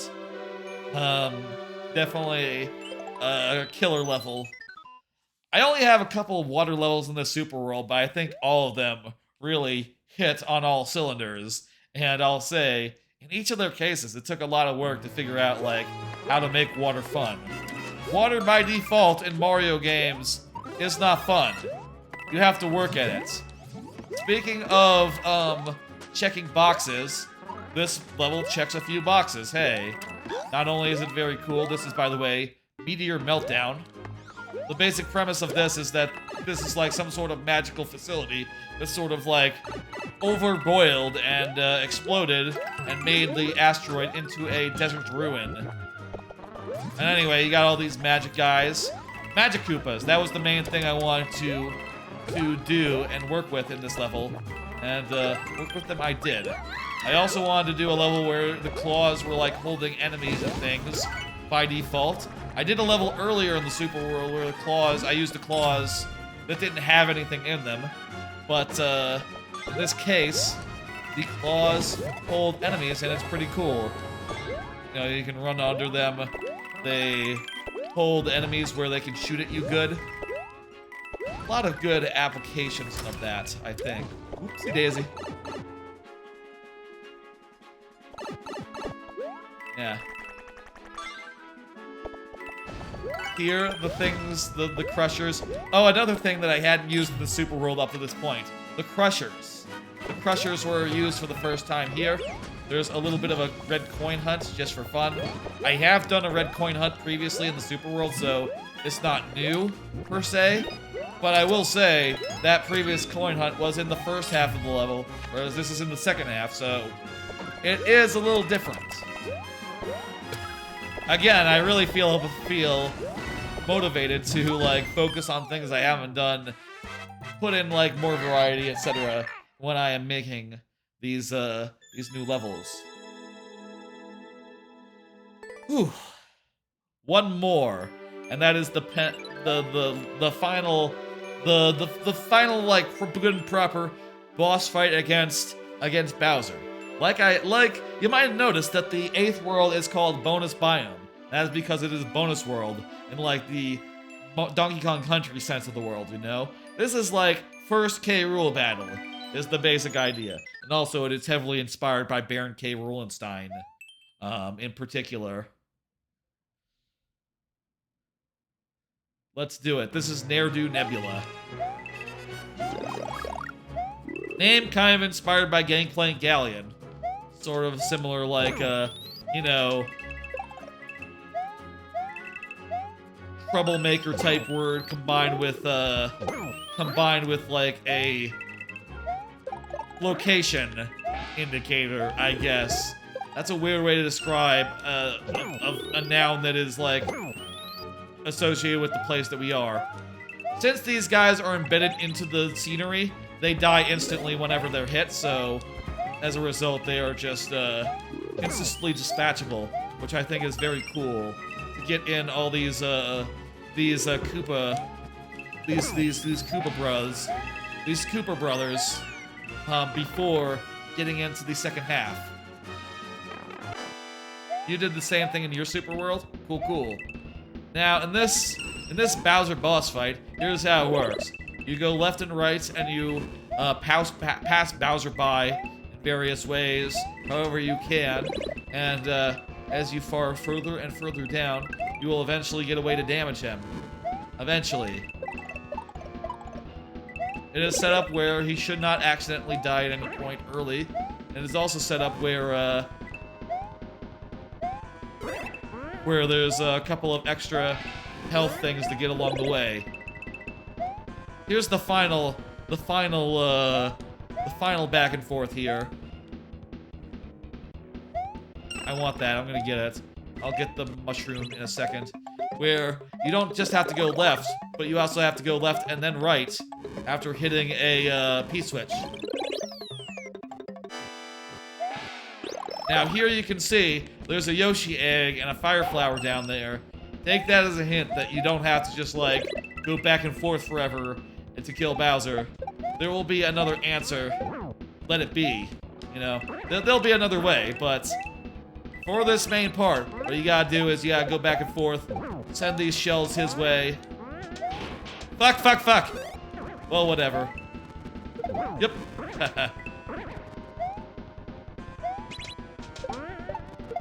Also, there's a spare shell you can grab down here.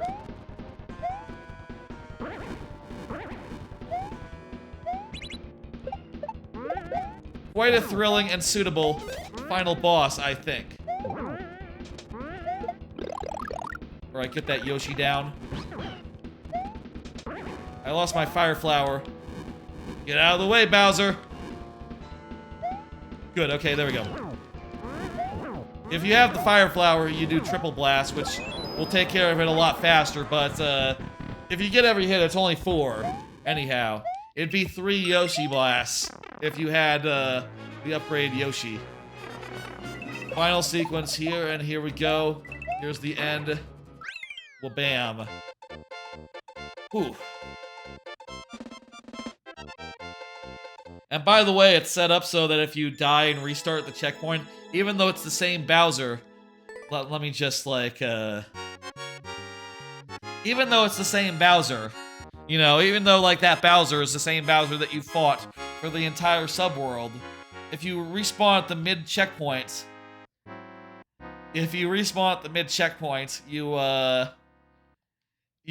there's a new Bowser that appears basically. Let me just like show how that works in case you're curious. Again, I'll say last call for levels, people. Get them in, get them in, get them in. The way that it works here is, you can see there's this first Bowser. There's also another Bowser that's, he sort of has like his foot in a block that makes him not spawn. He is there as the thumbnail Bowser. And there's one more Bowser down here who is like overlapped with these blue blocks. But when you respawn from the checkpoint, these blue blocks aren't here, so this Bowser spawns. And that's how it works. And once you're down here, after hitting this switch, the second Bowser cannot spawn, so you always have one Bowser to fight, regardless of if you're coming from the checkpoint or from the started level. Also, one more thing to note is that if you're starting from a checkpoint, you have to go like around up here and get a mushroom and a helmet in like a fun way before you go forward, which I think is just a fun little thing. Fun little thing to make the player do. I don't know. I thought it was fun to mix things up a little bit in this final level, you know, in this final, like, boss fight.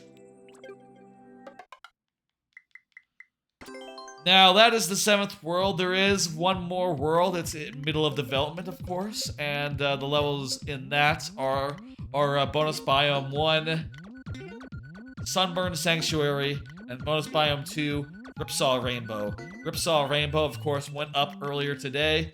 It's a brand new level. It is uploaded. It makes the 37th level in the Super World. There's 3 left. My expectation here, probably not going to finish it by the end of the year. Hey, that's fine. It'll be done when it's done. You know. I don't know. 3 levels, 3 months, 4 months. Can I do it? Maybe. I don't know if I'll have time. You know. And also, I'm pretty sure my idea for Poke Pressure is probably not going to be good. Like, let me show you. Let me show you here. This idea I came up with on stream a while back.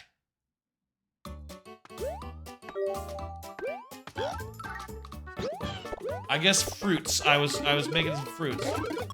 You see that Pokey? It's like stepping on some music blocks and creating Goombas. I don't know. It seems a little weak. It seems like it's gonna be like resource intensive. I'm pretty sure it's not gonna fly. That said, I don't mind the fruits here. One with like a weird fruity theme for this level maybe would be a fun, like, bonus world appropriate thing.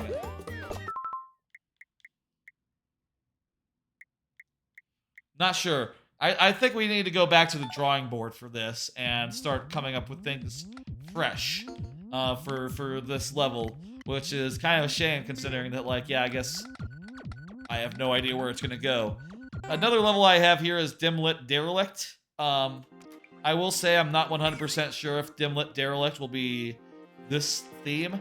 Honestly, I am thinking right now, like, what if I switch this to be the U theme, and then I could do a Cloud Super Mario Bros. 3 theme for the other level, which I'll say, I don't think I've ever done Super Mario Bros. 3 Cloud theme, Sky theme before, in or outside of my Super World, so it'd be a pretty good thing to hit up. The only thing that gives me pause is that of the 2 Ghost House that I have done in the Super World before, the other Ghost, one of the 2 is already a, like, Mario Brothers 3 one. Or, sorry, Mario Brothers U one. So, you know, it would kind of not be filling a niche that's already filled.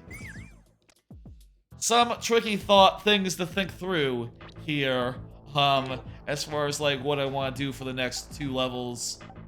I will say the 3rd level, the last level, is pretty much set in stone as far as the idea goes. It is going to be the Playtime Palace.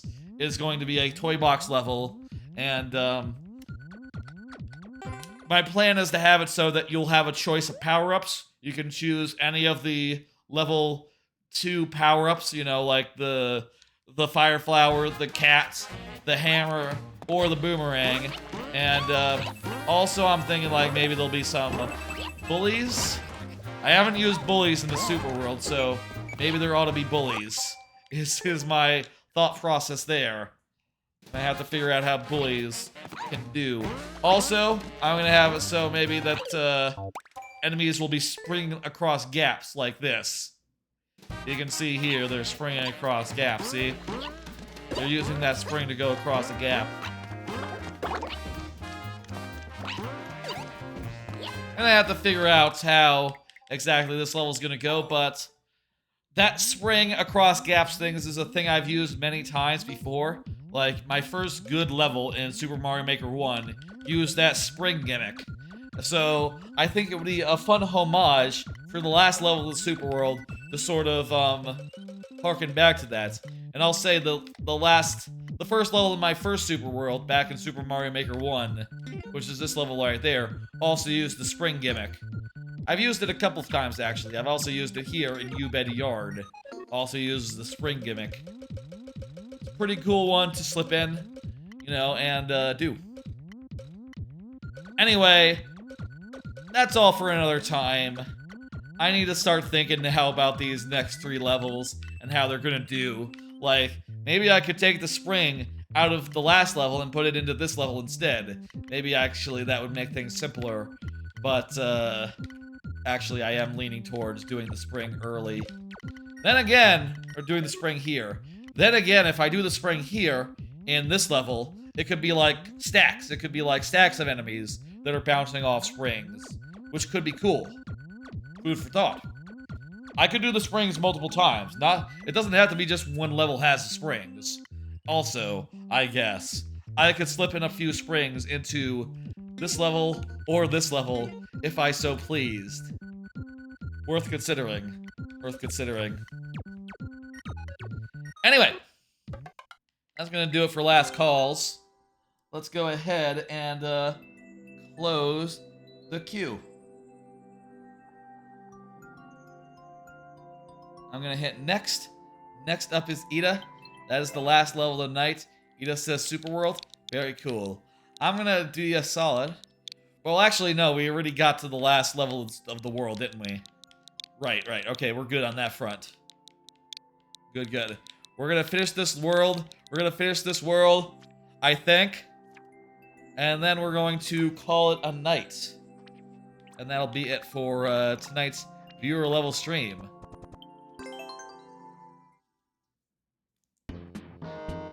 Insert bullshit title here, I guess is the name we're gonna go with. Whatever. Let's do it. Let's do it.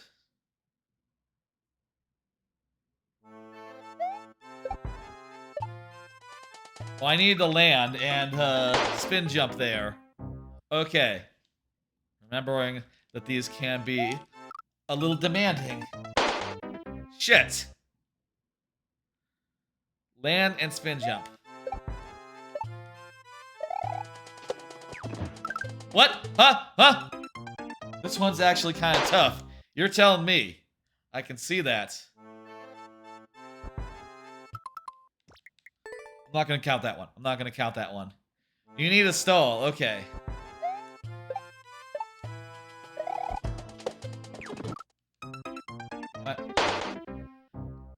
Well, that went really quickly. Last try. Shit! I held back too much. Well, shit, goddamn. Well, we got through a lot of the Super World tonight. We'll give this another try next time Ida is here, I am sure. If you so choose, Ida, to submit it again another night. But, that's gonna do it for tonight. That's gonna do it for this right here. I'm gonna hit, dismiss. And the queue is empty. And, yeah, that's gonna do it. Hey. Let's look one more time at this here level. Bonus biome 2. You know what? I'll just run through this really quickly one last time to end the stream. The level that was uploaded earlier tonight. You know what? I'll get up the lightning round stuff again. The level that was uploaded earlier tonight. Ripsaw Rainbow. Again, I'll say I think it turned out really well. And like all my levels, it spent a while in states of like, you know, early development where I just had no idea where I was going to take it. Just struggling to get something together and, you know, eventually I put it all together and it came out really well. I think the main breakthrough here was the rainbow pipes. Using the rainbow pipes to, like, give some structure to the level was essential in making a rainbow level that wasn't just, like, flying upwards without bounds, you know? Or with just being bound by clouds, which would be more cloud than rainbow, I think. There is still a little bit of clouds here. Like, this part is pretty directly just, hey, here's some clouds. How do you like that? It also tutorializes the skull lift part of the level, which is, you know, a whole big deal. I'm really happy with these, like, sky bullies that I've put together. These potobos with, these giant potobos and clown cars. They are just real bastards. And I think that is great.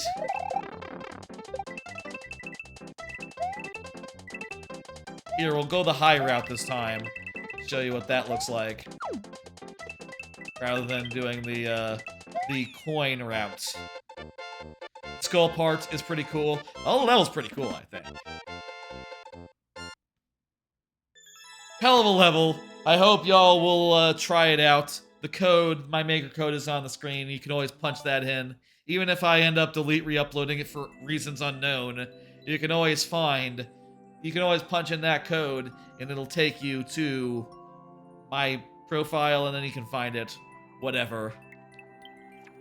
5% is probably about right. Come take your world record. Ida says, come take his world record.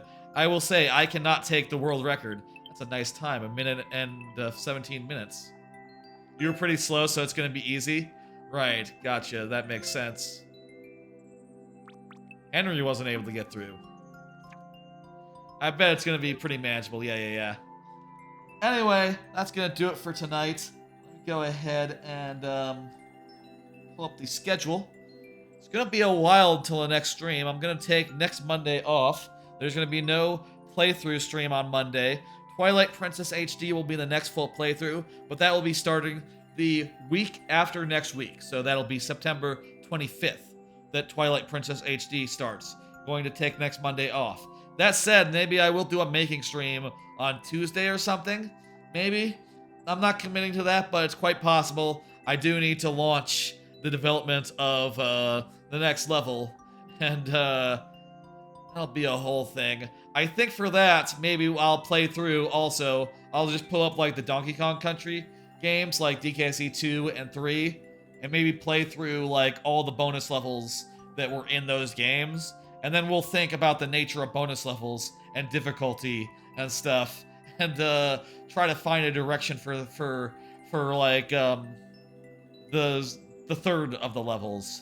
I think Dim Lip Derelict, which will be the dark level, is going to be the fourth one that we do. But the third one, I need to find a direction for it, you know? And whether it's Super Mario Bros. 3 or Super Mario Bros. U, we'll need to figure that out. That might be Tuesday, maybe around like 10 p.m. or something, Central Time, I would reckon. No promises. I'll see how I'm feeling on Tuesday, and we'll go from there. Thursday will be something. I don't know yet. That's the next planned stream, anyway. And Friday will always be viewer levels, 6 p.m. Central, yada yada yada. All right, folks, let's go ahead and do a raid and the stream. Been a great stream, says Ida. I'm glad you enjoyed it. Let me see who's online. Well, Dan Reichert is doing a whole thing, but let's raid Lord Bowser, considering that Lord Bowser has been a viewer of this stream for a long time, and has given us a lot of levels over the last forever and ever. That seems like a fair thing to do. Whoops, I didn't mean to do that. Let me hang on. I thought I selected Lord Bowser. There we go. Lord Bowser. That's who we're raiding. Let's go ahead and do that. Folks, I will see y'all. I will see y'all on Thursday for sure. Maybe sometime earlier than that for some sort of making stream. No idea when that'll be. I'll figure out a nice time for that. No playthrough next week. Twilight Princess starts the week after. Monday after next. I don't know what Thursday will be. We'll see later. Alright, folks. I think that about covers it, so I will see y'all next time, whenever that is. Bye, folks.